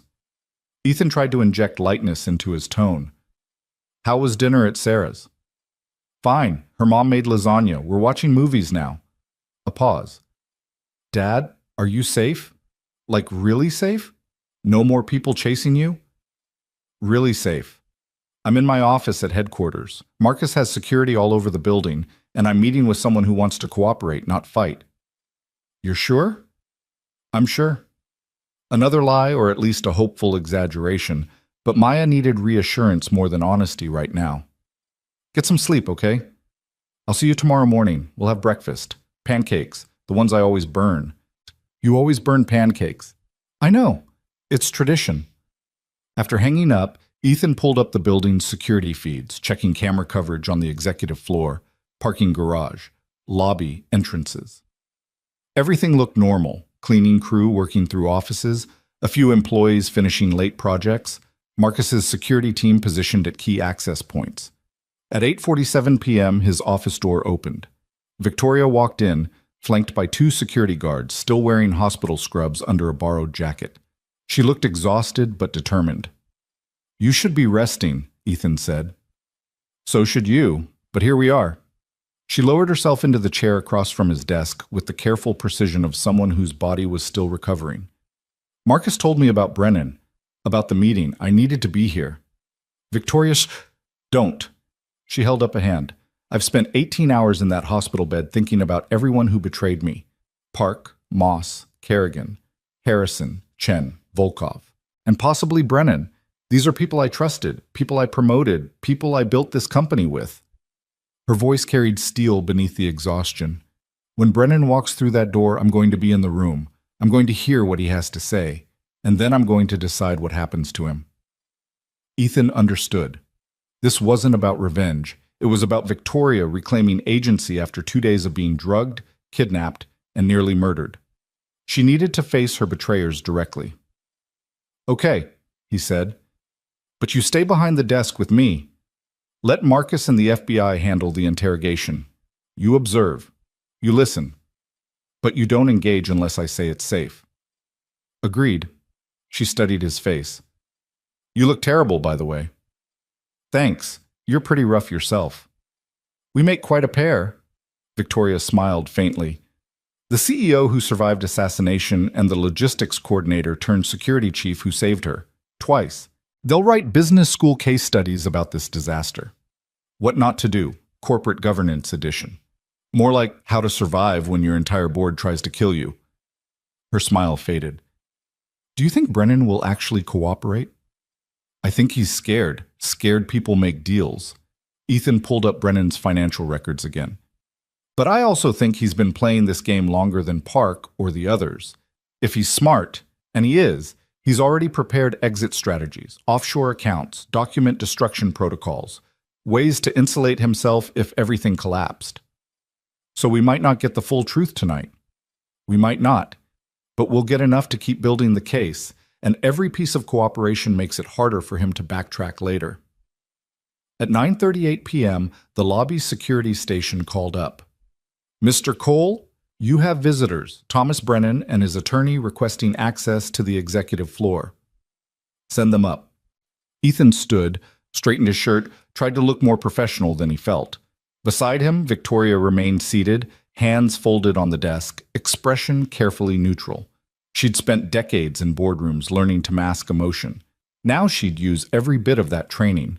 Marcus entered first, followed by Agent Rivera, a woman in her 40s with FBI credentials and the kind of sharp eyes that missed nothing. Then came Brennan and his lawyer.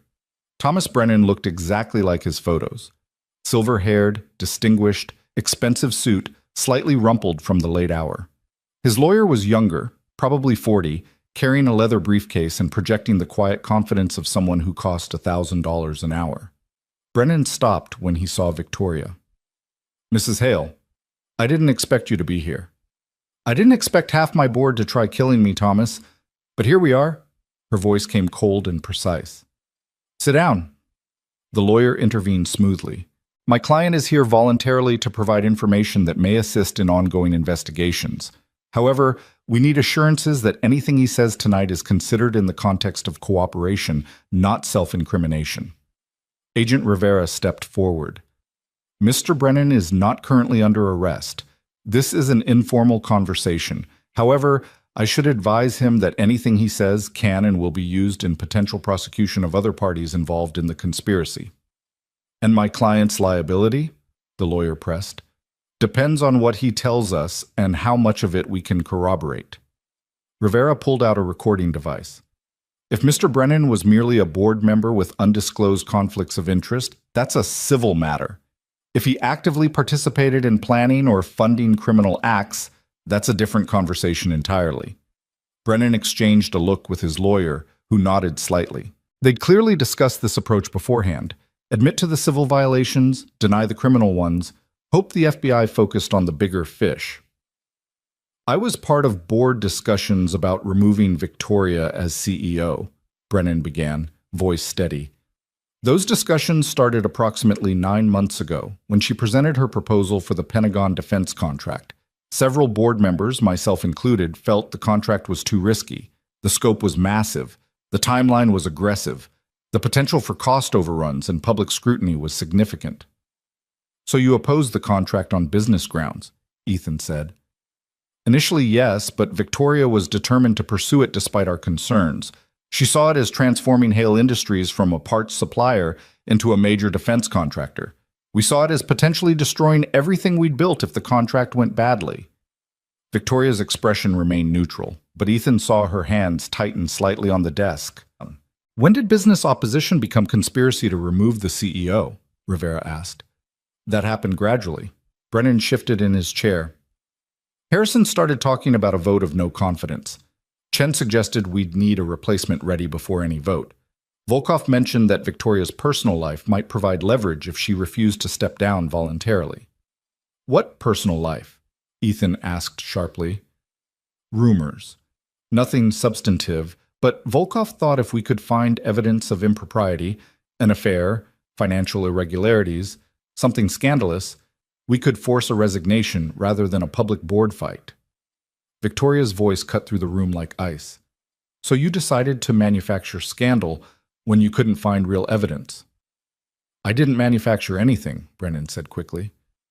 That was Park's idea. He came to us, Harrison, Chen, Volkov, and myself, about 3 months ago with a proposal. He'd identified you as vulnerable because of your isolation. No family. No close personal relationships, no support network outside the company. He said with the right pressure, you could be pushed into a breakdown that would justify removal. Define the right pressure, Rivera said. Brennan hesitated, glancing at his lawyer, who nodded permission to continue. Park suggested creating situations where Victoria would appear unstable. Missed meetings, erratic behavior, poor decision-making. He said he could arrange it through controlled stress and careful documentation. You mean drugging, Ethan said flatly. He never used that word. Not directly. He talked about pharmaceutical assistance and temporary cognitive impairment. I assumed he meant something like, Brennan stopped, seemed to realize how damning his words sounded. I didn't know he was planning to actually poison her. But you suspected, Victoria said. You suspected, and you let it happen anyway. I thought it was corporate strategy. Aggressive, unethical maybe, but not criminal.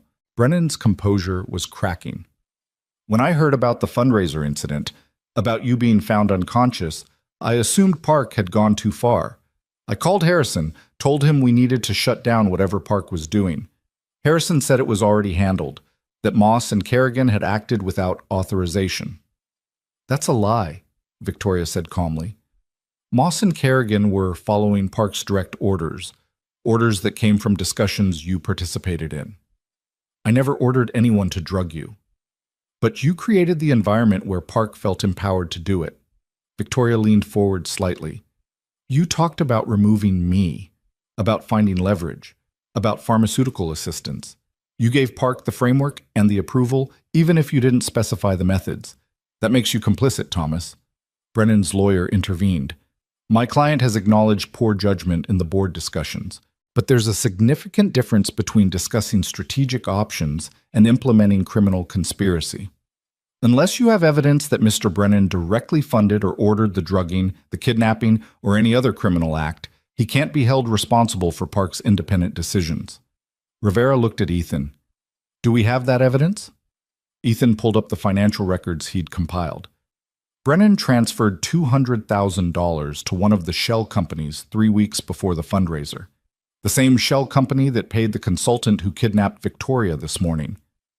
Brennan went pale. That was an investment, legitimate business investment, in a company that exists solely to funnel money to corporate operatives. Ethan displayed the transaction history. You wired funds to the same account that paid for drugging, kidnapping, and attempted murder. That's not business investment, Mr. Brennan. That's funding a conspiracy. The lawyer leaned over, whispered urgently to Brennan. A brief conversation, tense and heated, then Brennan slumped back in his chair. I need immunity, he said quietly. Complete immunity from prosecution in exchange for full cooperation. Rivera shook her head.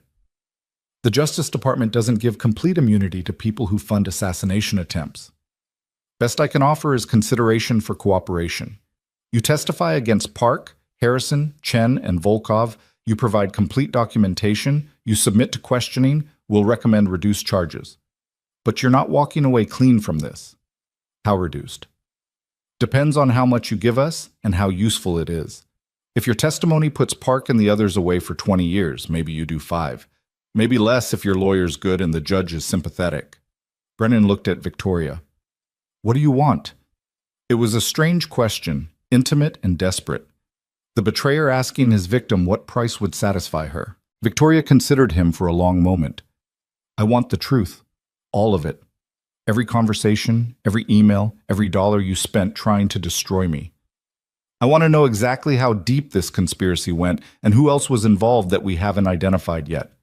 And then I want you off my board, out of my company, and far enough away that I never have to see your face again.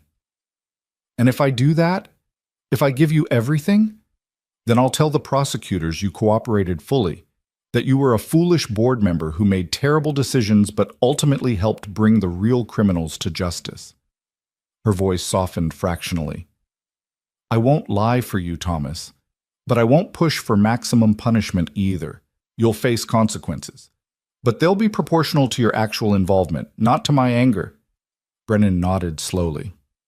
Okay, I'll cooperate. Fully. Everything you want. His lawyer pulled documents from the briefcase.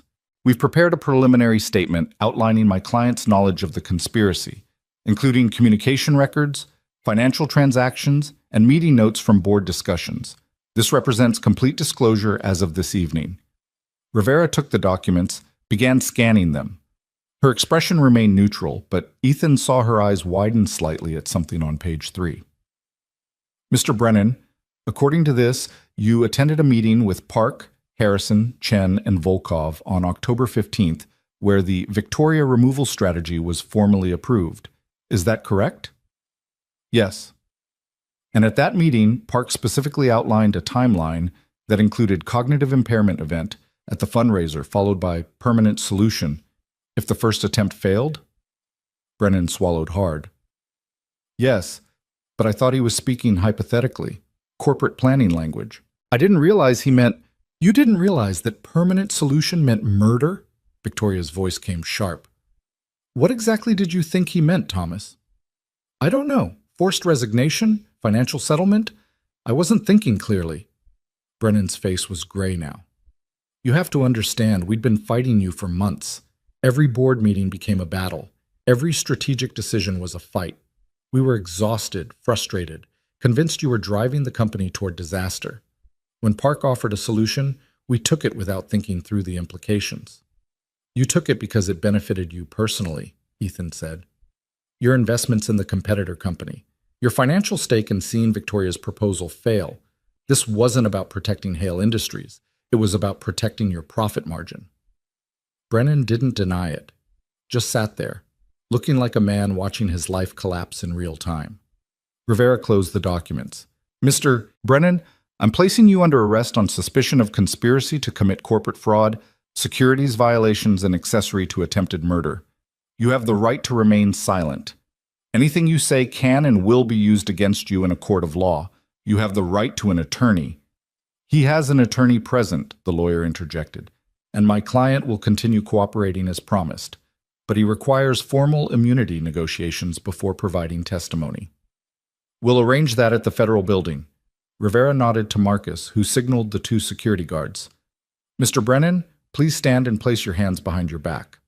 Brennan stood slowly, looking at Victoria one last time. I'm sorry for all of it. I never wanted it to go this far. But you let it anyway.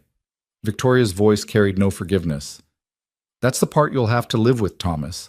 Not that you wanted me gone, but that you were willing to let me die to make it happen.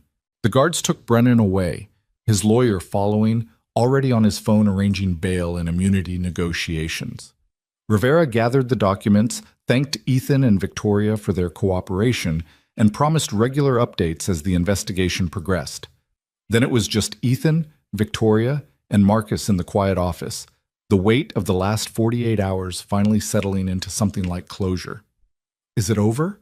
Victoria asked quietly. Really over. The conspiracy is broken, Marcus said. Park, Moss, Kerrigan, Harrison, Chen, Volkov, and Brennan, all arrested or cooperating. The Pentagon contract is secure.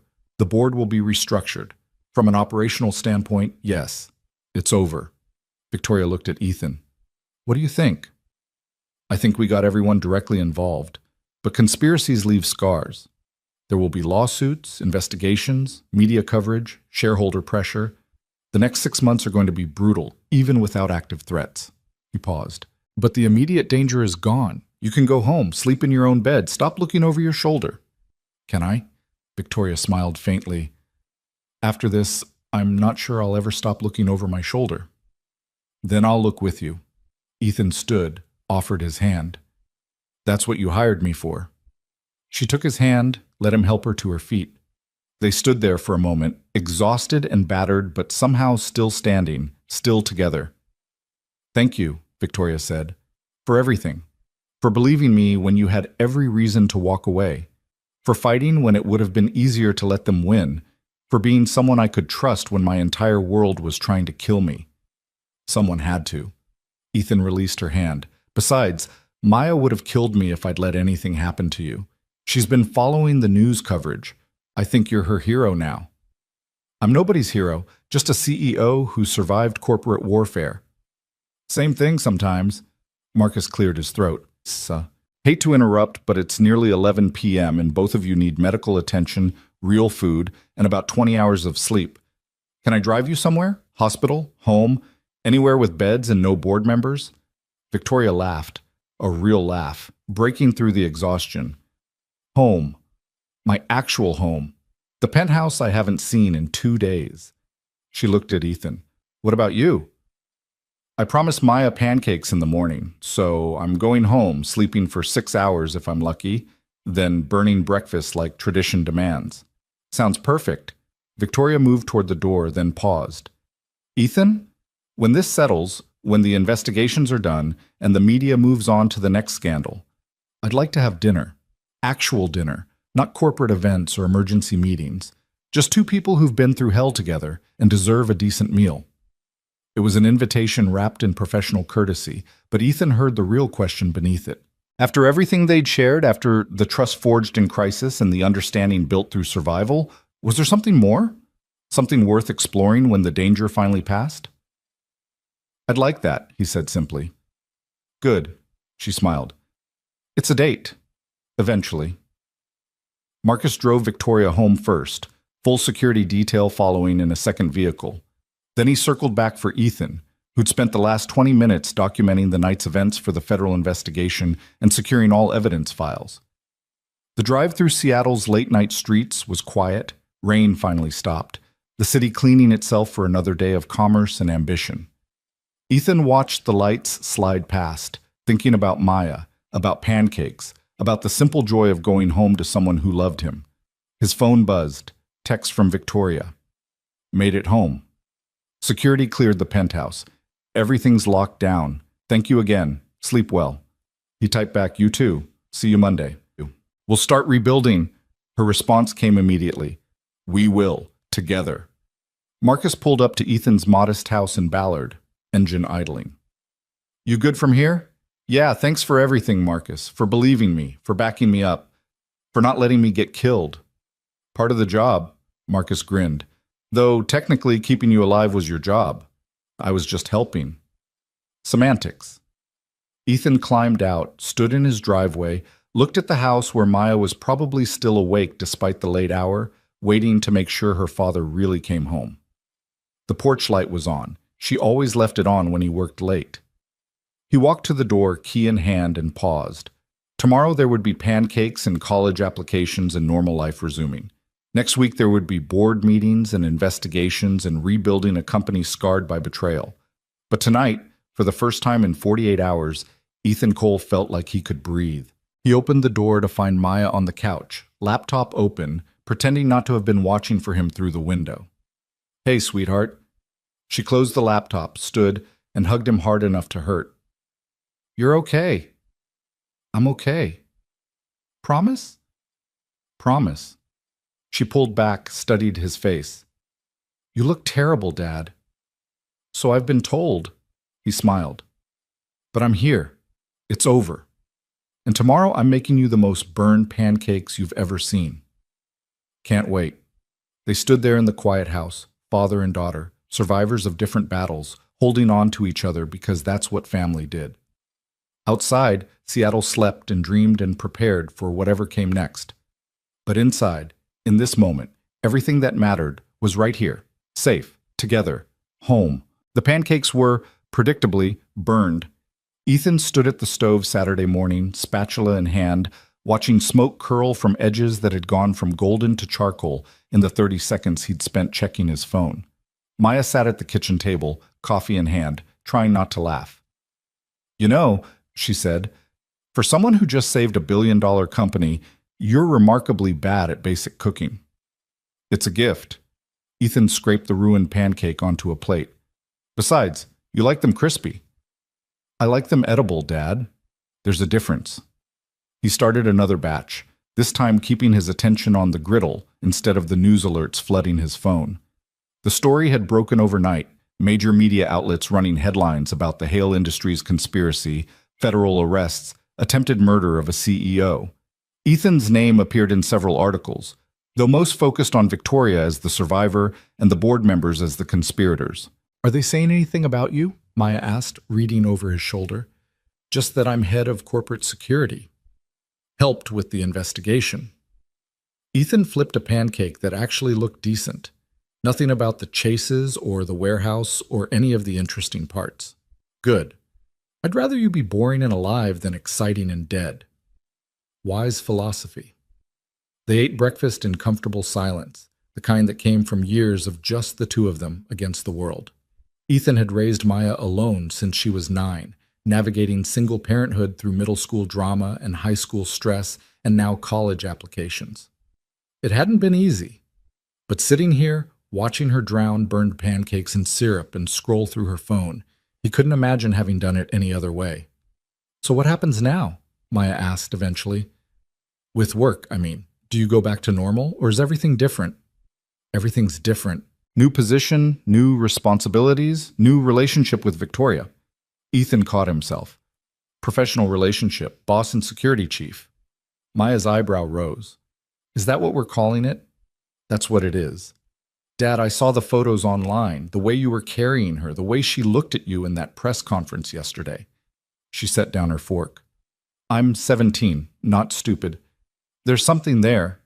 Ethan considered lying, deflecting, changing the subject, but Maya had earned honesty through everything she'd endured. Her mother's abandonment, the years of financial struggle, the fear of the last 48 hours. Maybe there is, he admitted, but it's complicated. She's my boss. I'm her employee. The power dynamic alone makes anything beyond professional problematic. Or maybe you both just went through something traumatic together and formed a connection that's worth exploring. Maya's voice carried the wisdom of someone who'd learned early that life was too short for convenient timing. I'm not saying marry her tomorrow, Dad, but don't dismiss it just because the situation is complicated. Everything worth having is complicated. When did you get so smart? I had a good teacher, she smiled. even if he can't cook pancakes. Ethan's phone buzzed. Text from Marcus. Board meeting scheduled for Monday 9 a.m. Victoria wants you there. Full executive attendance. We're rebuilding the leadership structure. Another text followed immediately. Also, media's camped outside headquarters. Prepare for questions if you come in this weekend. Ethan showed Maya the messages. Looks like Normal is going to take a while to arrive. Good. Normal's overrated anyway. She stood, started clearing dishes.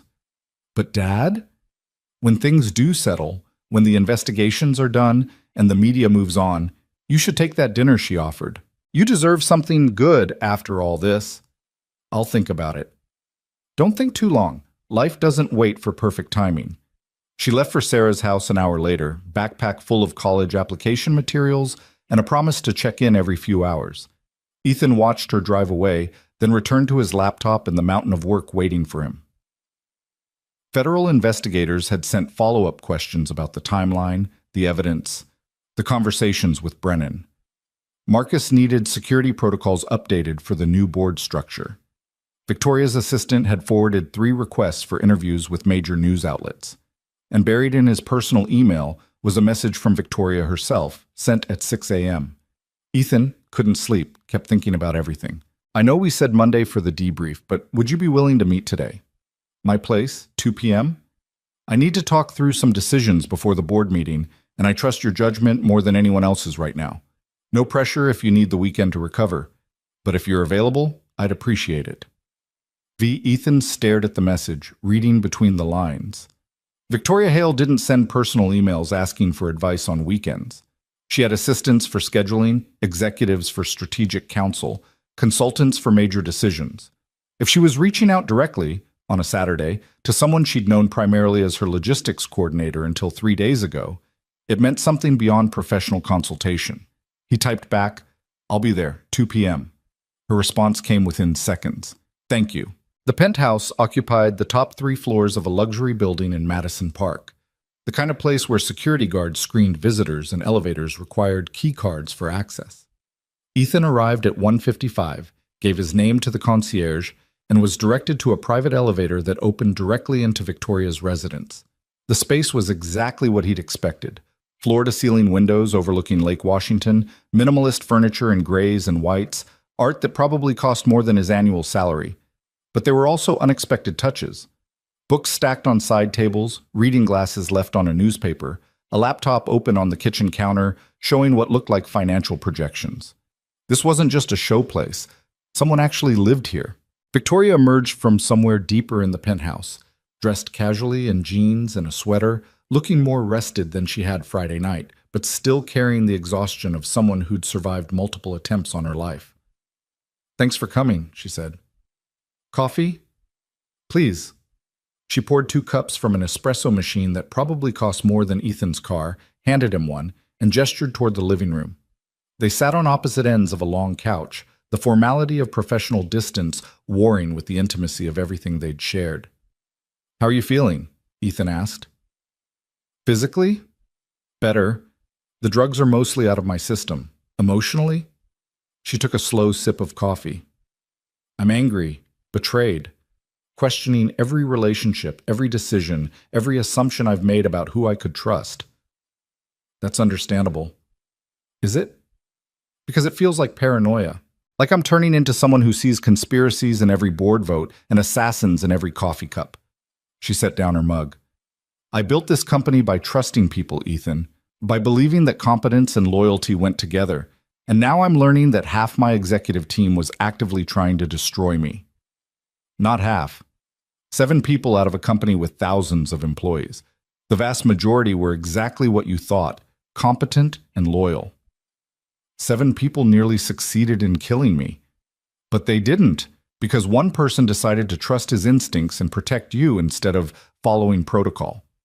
Ethan met her eyes. That has to count for something. Victoria was quiet for a moment, then smiled faintly. Maya's right about you, you know. You've been talking to my daughter? She called this morning, wanted to make sure I was okay. We talked for about 20 minutes. Victoria's expression softened. She's remarkable, Ethan. Smart, perceptive, fiercely protective of you. You've done an incredible job raising her. She's done most of the work herself. I just tried not to screw it up too badly. She said you taught her that doing the right thing matters more than doing the safe thing. That sometimes you have to risk everything for the people who need you.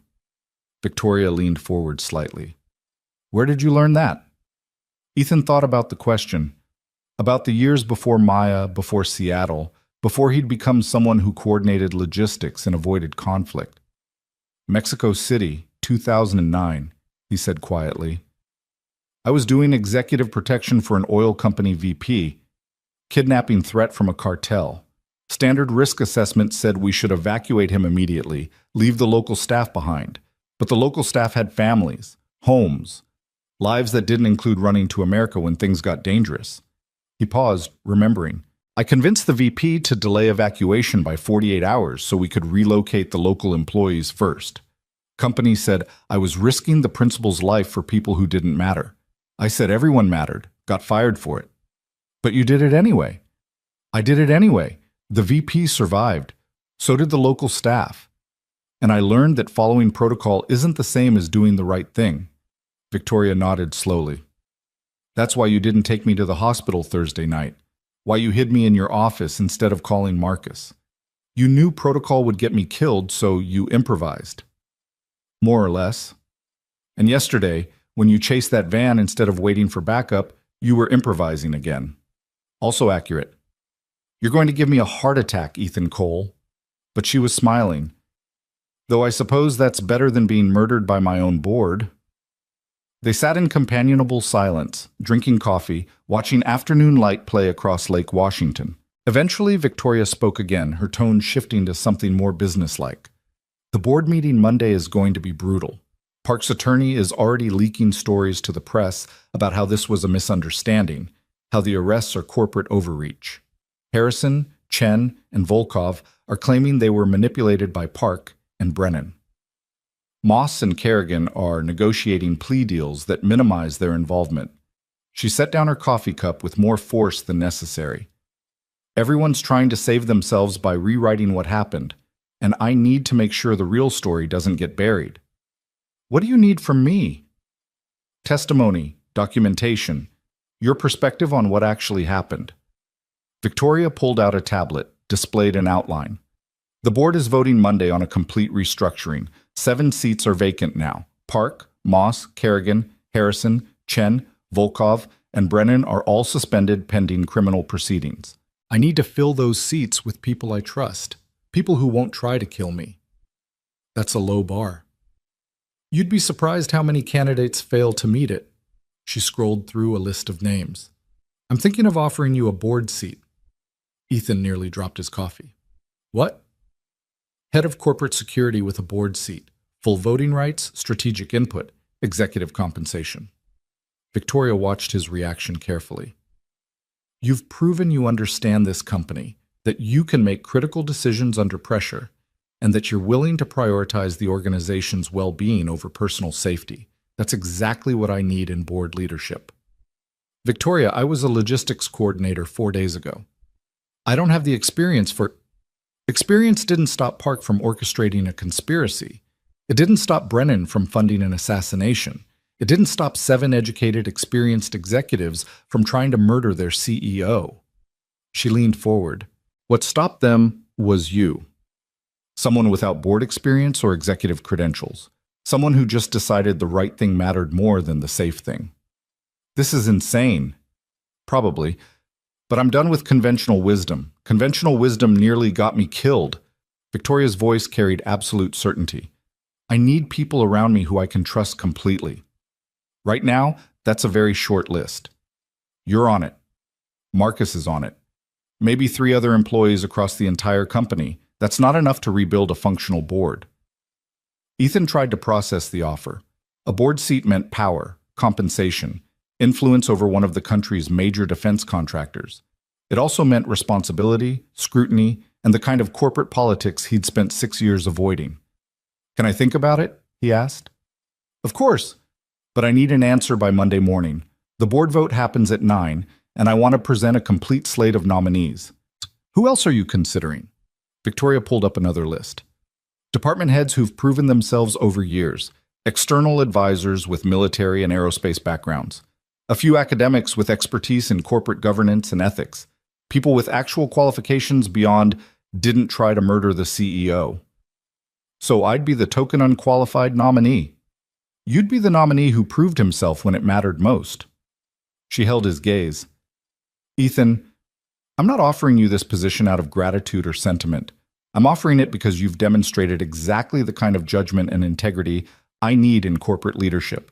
Yes, you lack traditional qualifications, but traditional qualifications were worthless when the conspiracy started. What mattered was character, and yours is exactly what this company needs. I need to talk to Maya. This affects her too, the hours, the scrutiny, the target it might paint on our family. Understood. Take the weekend.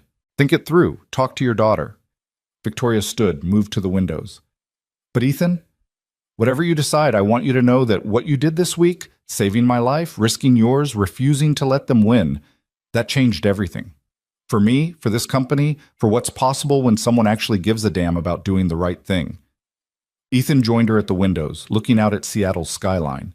Somewhere in those towers, federal agents were building cases against 7 people who tried to destroy the woman standing beside him. Somewhere in those streets, Maya was working on college applications, planning a future she believed her father deserved to be part of. And somewhere in the city's corporate infrastructure, a defense contractor was preparing to rebuild itself from the ashes of betrayal.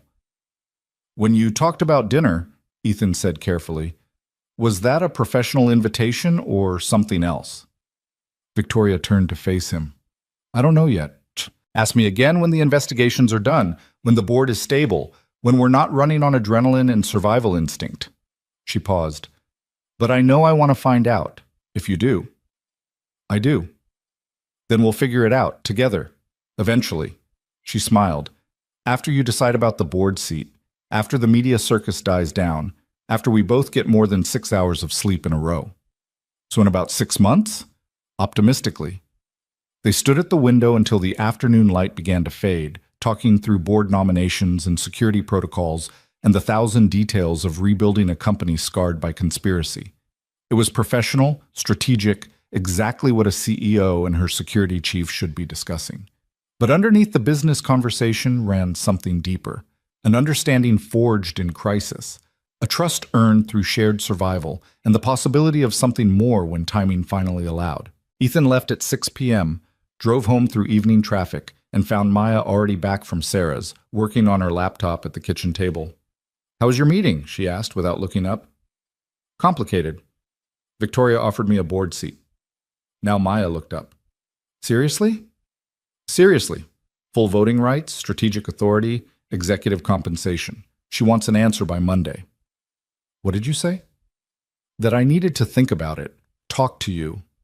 Ethan sat across from her. It's a massive opportunity, but it also means more hours, more responsibility, more visibility. That affects both of us. Maya closed her laptop, considered him carefully. Do you want it? Part of me does. The part that wants to help Victoria rebuild what was almost destroyed. The part that believes companies should be run by people who care about doing right instead of doing profitable. And the other part? The other part wants to go back to logistics coordination. Predictable hours. No one trying to kill anyone. Boring, safe, simple. He met his daughter's eyes. I've spent 17 years building a stable life for you. This board seat could destabilize everything we've worked for. Or it could show me that stability isn't the only thing worth having. Maya reached across the table, took his hand. Dad, you've taught me to be careful, to plan ahead, to make safe choices. And those are good lessons. But this week you also taught me that sometimes the right choice is the dangerous one. That sometimes you have to risk stability for the chance to actually make a difference. I don't want my choices to hurt you. Your choices have never hurt me. Mom's choices hurt me. Your choices kept me safe, gave me a home, showed me what it looks like when someone actually shows up every day. She squeezed his hand. Take the board seat, Dad. Help Victoria rebuild. Make Hale Industries into something worth being proud of. I'll be fine. Better than fine. I'll be proud of you. Ethan felt something catch in his throat. When did you get so wise? I had a good teacher. She grinned. even if he burns pancakes. That night, Ethan drafted an email to Victoria accepting the board nomination. He revised it 3 times, trying to strike the right balance between professional and personal, between confidence and humility. Finally, he settled on simple honesty.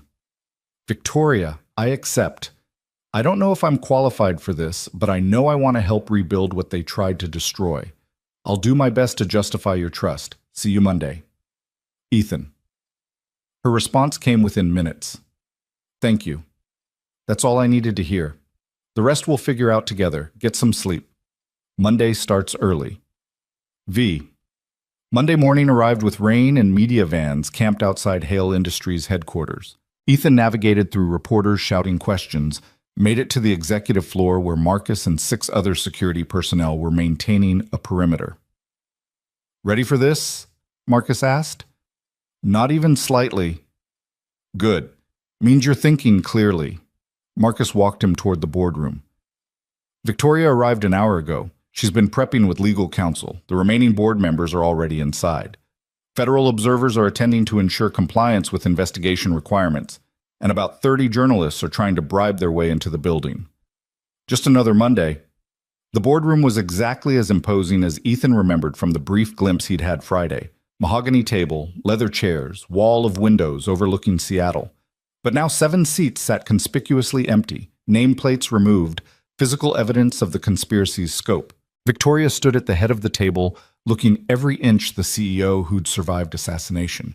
Professional suit, composed expression, absolute authority in her bearing. When Ethan entered, she nodded acknowledgement but didn't break stride in her conversation with 2 remaining board members. Ethan took a seat along the wall with other executives, watching as the room filled.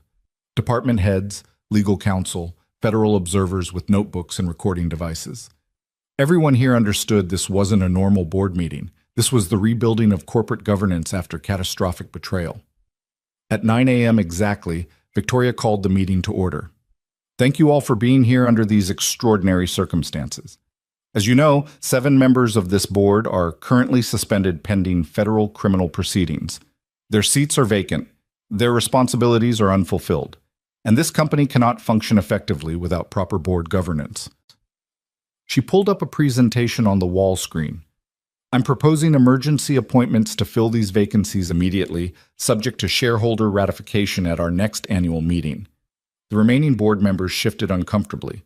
One raised his hand, Gerald Foster, longtime member who'd somehow avoided involvement in the conspiracy.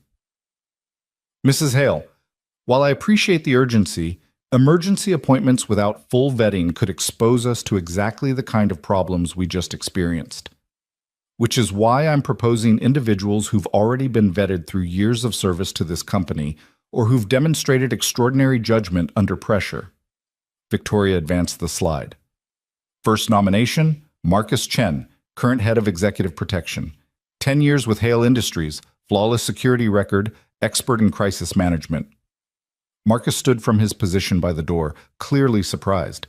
Victoria must have approached him over the weekend, same as Ethan. Second nomination, Dr. Sarah Okonkwo, Director of Research and Development. 15 years with the company, led 3 major innovation initiatives, published expert on aerospace technology. A woman in the front row nodded acknowledgement.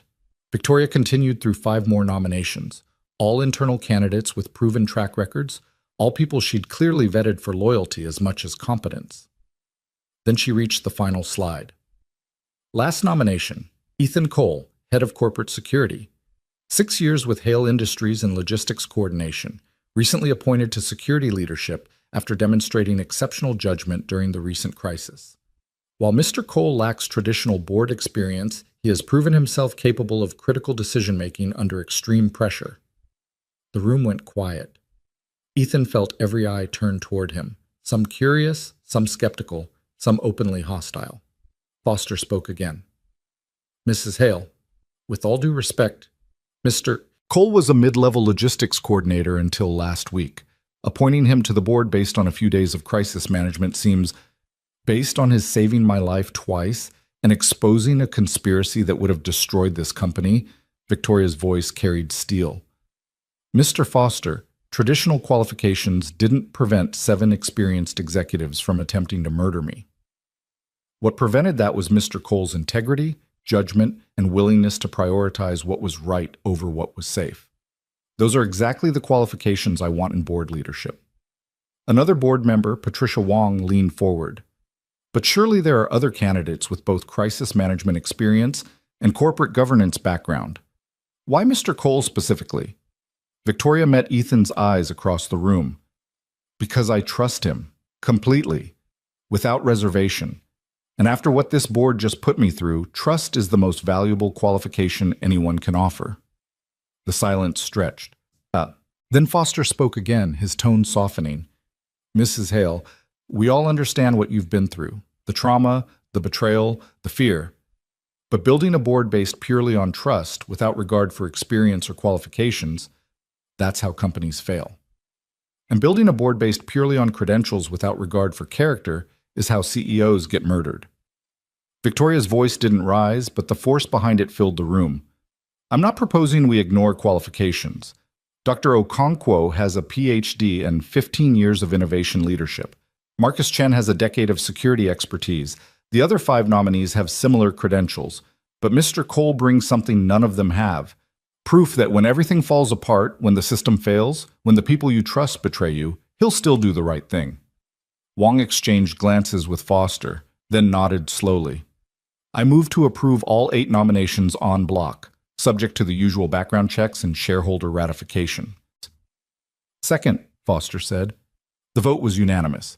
Just like that, Ethan Cole went from logistics coordinator to member of the board of directors at a billion-dollar defense contractor. The rest of the meeting proceeded with remarkable efficiency, approving interim policies to prevent future conspiracies, establishing oversight committees, discussing the federal investigation's timeline. Through it all, Ethan sat in his new seat at the table, trying to process the weight of what had just happened. When the meeting finally adjourned 3 hours later, Victoria caught his arm as executives filed out. Welcome to the board, Mr. Cole. I still think you're insane for appointing me. Probably, but I've been thinking about what Maya said, that everything worth having is complicated. Building the board I actually need instead of the board that looks good on paper, that's complicated, but it's worth having. She's going to be insufferable when I tell her you quoted her in your decision-making process. Good. Smart daughters should be insufferable occasionally. Keeps their fathers honest. Victoria smiled. There's a press conference at 2 p.m. You don't have to attend, but the media will have questions about the new board composition. Will they ask about us? About the photos, the rumors, the scandal Park tried to manufacture? Probably. How do you want to handle that? Ethan considered the question. The easy answer was denial. Claim it was all fabrication, that there was nothing between them beyond professional respect. The honest answer was more complicated. I want to tell them the truth, he said. That you're my boss, I'm your employee, and what happened last week was about survival and trust, not romance or scandal. That anything beyond that is private and remains so until we both decide otherwise. And if they push, if they demand to know if there's something more, then we tell them some questions don't deserve answers. Ethan met her eyes. I'm not ashamed of what happened, Victoria. I'm not ashamed of carrying you to safety or protecting you when others wouldn't. If they want to make that scandalous, that's their problem. Spoken like someone who's about to face his first press conference as a board member. She touched his arm briefly. Thank you, Ethan, for everything. For saying yes to this impossible job. For trusting me enough to risk your career on my judgment. Someone had to. The press conference was exactly as brutal as Ethan expected. Reporters shouted questions about the conspiracy, the arrests, Victoria's survival. Most of the questions went to Victoria, but several targeted Ethan directly. Mr. Cole, critics say you're unqualified for a board position. How do you respond? Ethan stepped to the microphone, channeling every bit of confidence he'd learned from 17 years of faking certainty for his daughter. I'd say they're probably right. I don't have an MBA. I haven't run a major division. I haven't spent decades climbing corporate ladders. But I have something they can't teach in business school. I know how to recognize the right thing to do when every protocol says to do something else.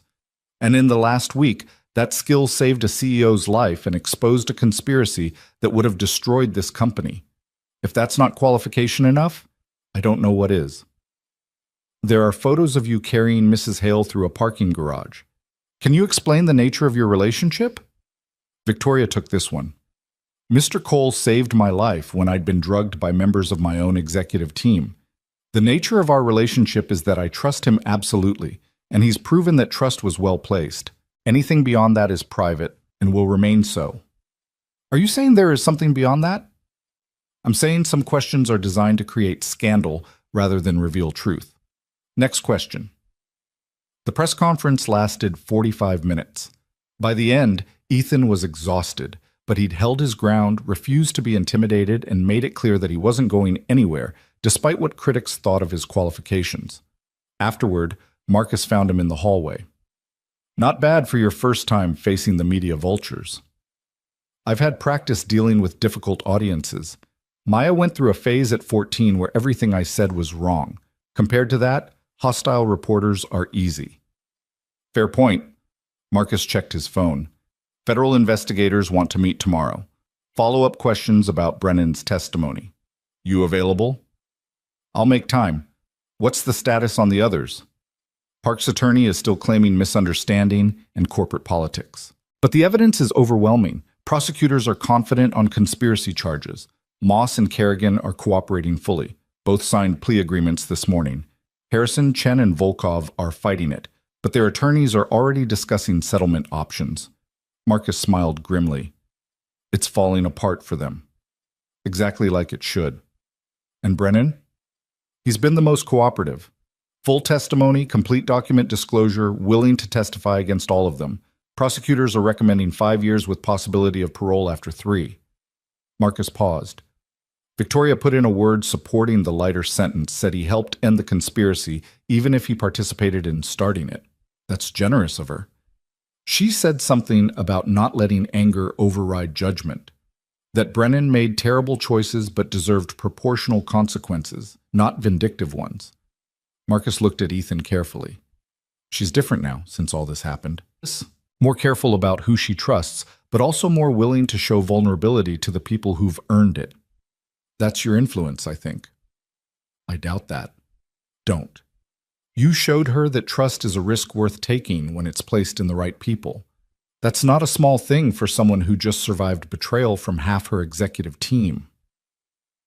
That evening, Ethan drove home to find Maya waiting with takeout Chinese food and a bottle of sparkling cider. What's this? He asked. Celebration. You're officially a board member at a major defense contractor that deserves better than burned pancakes. She set out plates, poured cider into wine glasses. How was the press conference? Brutal, but survivable. They asked about my qualifications, about Victoria, about the photos. And what did you say? That I'm probably unqualified by traditional standards, but I know how to do the right thing when it matters. That Victoria and I have a professional relationship built on trust. That some questions don't deserve answers. Very diplomatic. Maya raised her glass. To doing the right thing, even when it's complicated. To complicated things that are worth having, Ethan added, echoing Victoria's words. They clinked glasses, ate Chinese food, and talked about Maya's college applications and Ethan's new responsibilities, and how strange it was that their lives had changed so dramatically in less than a week. It was normal and comfortable and exactly what Ethan needed after days of crisis and cameras. Later, after Maya had gone to bed, Ethan sat on the porch watching rain fall on his quiet neighborhood. His phone buzzed. Text from Victoria. Made it home. Security cleared everything. First night sleeping peacefully in my own bed since Thursday. Thank you for making that possible. He typed back. Someone had to. Sleep well. You too. See you tomorrow. We have a company to rebuild. Together, he added. Together, she confirmed. The next 3 weeks passed in a blur of federal interviews, board meetings, security protocol updates, and media management. Moss and Kerrigan were formally sentenced, 8 years and 6 years respectively, with cooperation credit. Harrison, Chen, and Volkov took plea agreements rather than face trial, 10 years each, eligible for parole after 7. Park refused to negotiate, insisted on his innocence, and was scheduled for trial in 6 months. Brennan's sentencing hearing was the last. Ethan attended as a witness, sitting in the gallery while prosecutors and defense attorneys argued over a man who'd helped fund an assassination attempt, but ultimately cooperated in exposing it. The judge, a stern woman in her 60s who'd clearly seen too many corporate criminals, listened to both sides, then addressed Brennan directly. Mr. Brennan, you participated in a conspiracy to remove a CEO through drugging, kidnapping, and potentially murder. Your actions endangered not just Mrs. Hale, but the thousands of employees whose livelihoods depend on Hale Industries' stability. However, you also cooperated fully once the conspiracy was exposed, providing testimony and evidence that helped secure convictions against your co-conspirators. This cooperation doesn't erase your guilt, but it demonstrates some capacity for taking responsibility. She paused, looked down at her notes.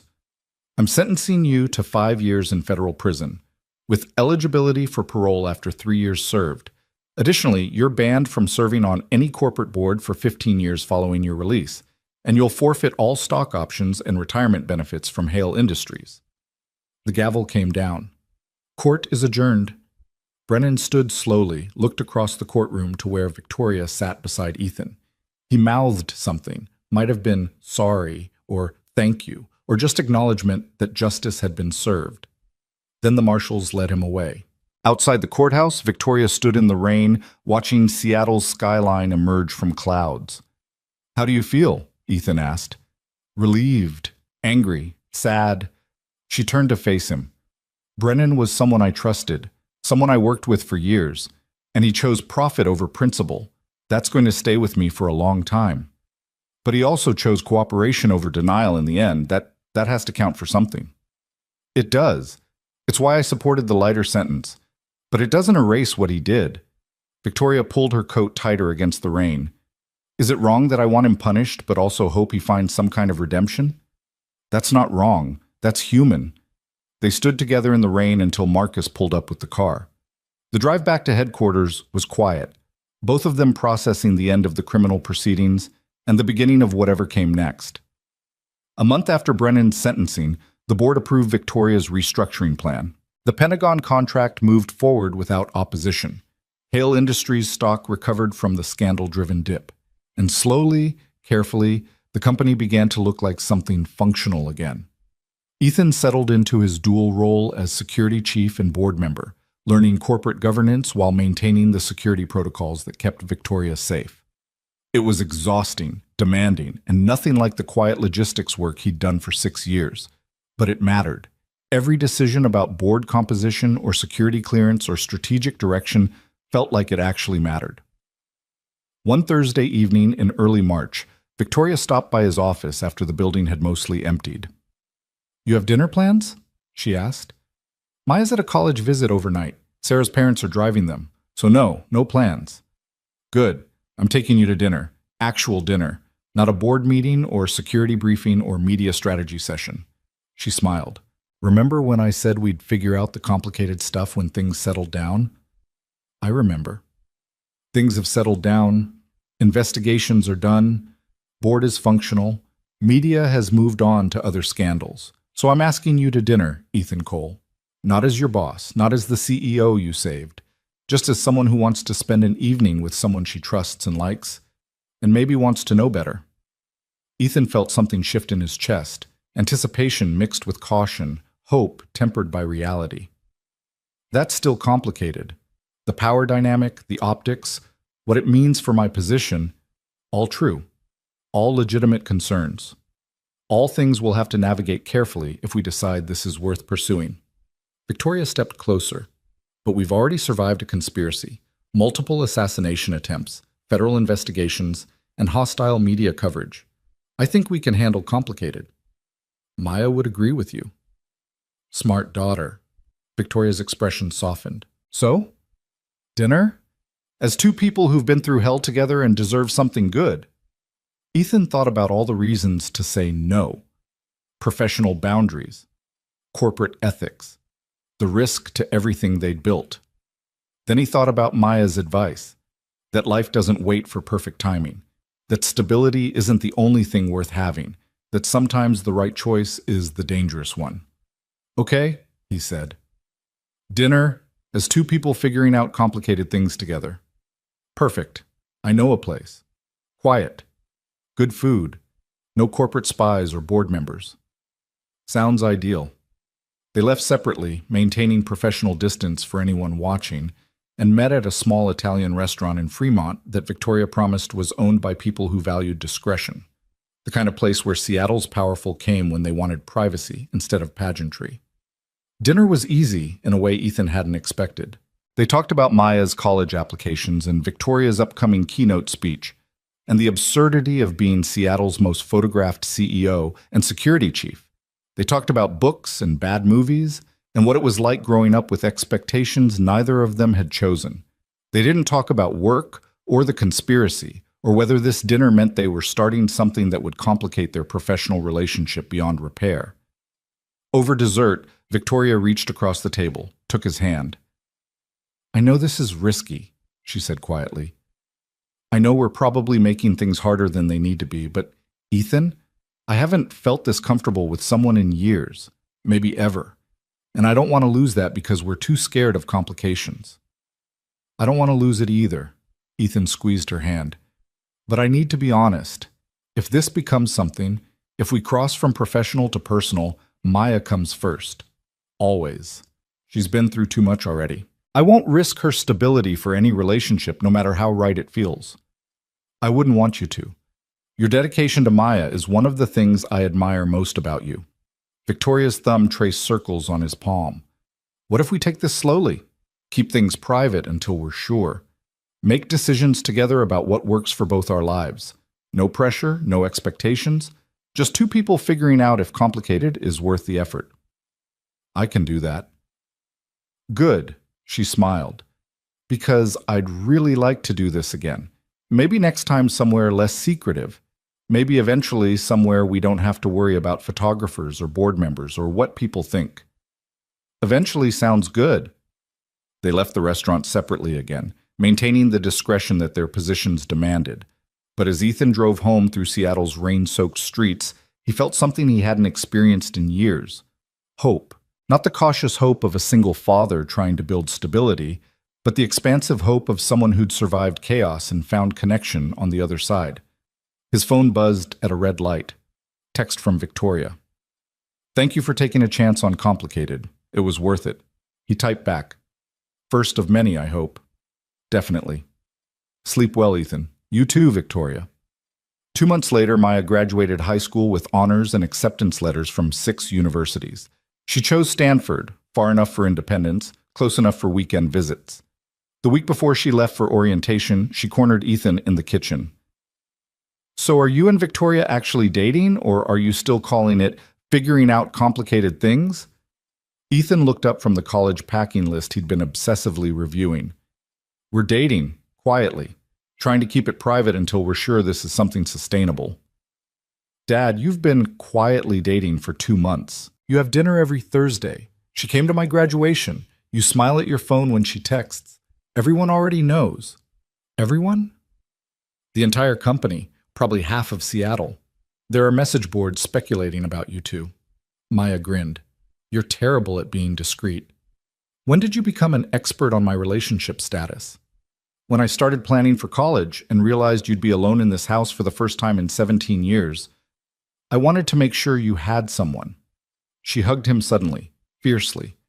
"I'm glad it's Victoria. She's good for you, makes you take risks, pushes you to be more than just the safe, stable dad who burns pancakes." "I like being the safe, stable dad." "I know. But you can be that and still have something for yourself. You've spent 17 years putting me first. It's okay to let someone else matter too." Ethan felt tears threaten, pride and loss and love all mixed together. "When did you get so wise?" "I had a good teacher, even if he's terrible at being discreet about his girlfriend."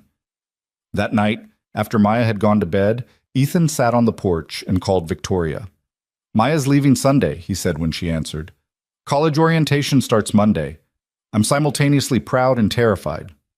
"That's parenthood. You did an amazing job, Ethan. She's going to thrive at Stanford." "I know, but the house is going to be so empty." "Then maybe you shouldn't spend all your evenings there." Victoria's voice carried gentle suggestion. "Maybe some Thursday dinners could become Friday brunches. Maybe some quiet dates could become actual weekends together. Maybe we stop being quite so discreet about something that everyone already knows about anyway. Maya said the same thing. Apparently, we're terrible at being secretive. So let's stop trying. I'll announce to the board that we're in a relationship, file the appropriate disclosure forms, let HR establish whatever protocols they need to manage the power dynamic. We'll be professional and transparent and completely above board about the fact that the CEO and her head of security are dating. That's going to cause some commentary. Let it. We survived a conspiracy and federal investigations. We can survive corporate gossip. She paused. Unless you'd rather keep this quiet. I don't want to push you into visibility you're not ready for. Ethan thought about Maya leaving, about the empty house waiting for him, about 17 years of playing it safe and stable and careful. He thought about the logistics coordinator he'd been a few months ago and the board member he'd become, about the man who'd chosen risk over protocol and saved someone worth saving. No, he said. I'm ready. Let's be visible. Let's be honest about what this is. Let's stop hiding something good because it's complicated. Are you sure? I'm sure. Maya's right. I've spent 17 years putting her first. I'll always put her first. But she's leaving for college. She's building her own life. And maybe it's time I built one too. With you, publicly, complicated and visible and completely worth it. Victoria's voice softened. I'd like that. Very much. Me too. Ethan? Yeah? I'm falling for you. Probably have been since you carried me unconscious through that parking garage and decided protecting me mattered more than following protocol. I just wanted you to know. Ethan felt something warm settle in his chest, certain and solid. I'm falling for you too. Probably have been since you promoted me to a position I wasn't qualified for and trusted me anyway. We make quite a pair. We do. They talked until midnight, planning how to handle the announcement, what disclosures needed to be filed, how to maintain professional boundaries while acknowledging personal connection. It was pragmatic and careful, and exactly the kind of planning that two people who'd survived corporate warfare would do.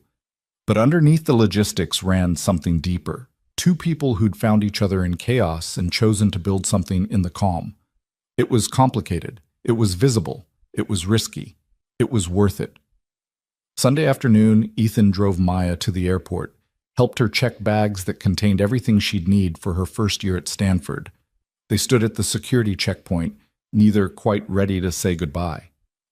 You're going to be fine, Maya said. You have Victoria. You have the board position. You have a life that doesn't revolve entirely around making sure I'm okay. I'm always going to make sure you're okay. That's what fathers do. I know. But you can do that from a distance while also being happy with Victoria and successful at Hale Industries and all the other things you deserve. She hugged him tight. I love you, Dad. Thank you for everything. For raising me alone, for always showing up, for teaching me that doing the right thing matters even when it's hard. I love you too, sweetheart. Stanford's lucky to have you. Call me when you land? Every day for the first week, probably, then weekly once I settle in. She pulled back, wiped her eyes. Go home, Dad. Call Victoria. Start the next chapter. You've earned it. He watched her disappear through security, watched until she was completely out of sight. Then he walked back to his car, sat in the parking garage, and let himself feel the weight of 17 years of single parenthood finally easing into something new. His phone buzzed. Text from Victoria. How are you doing? Maya's gone. House will be empty when I get home. Then don't go home yet. Come to my place. I'll make dinner.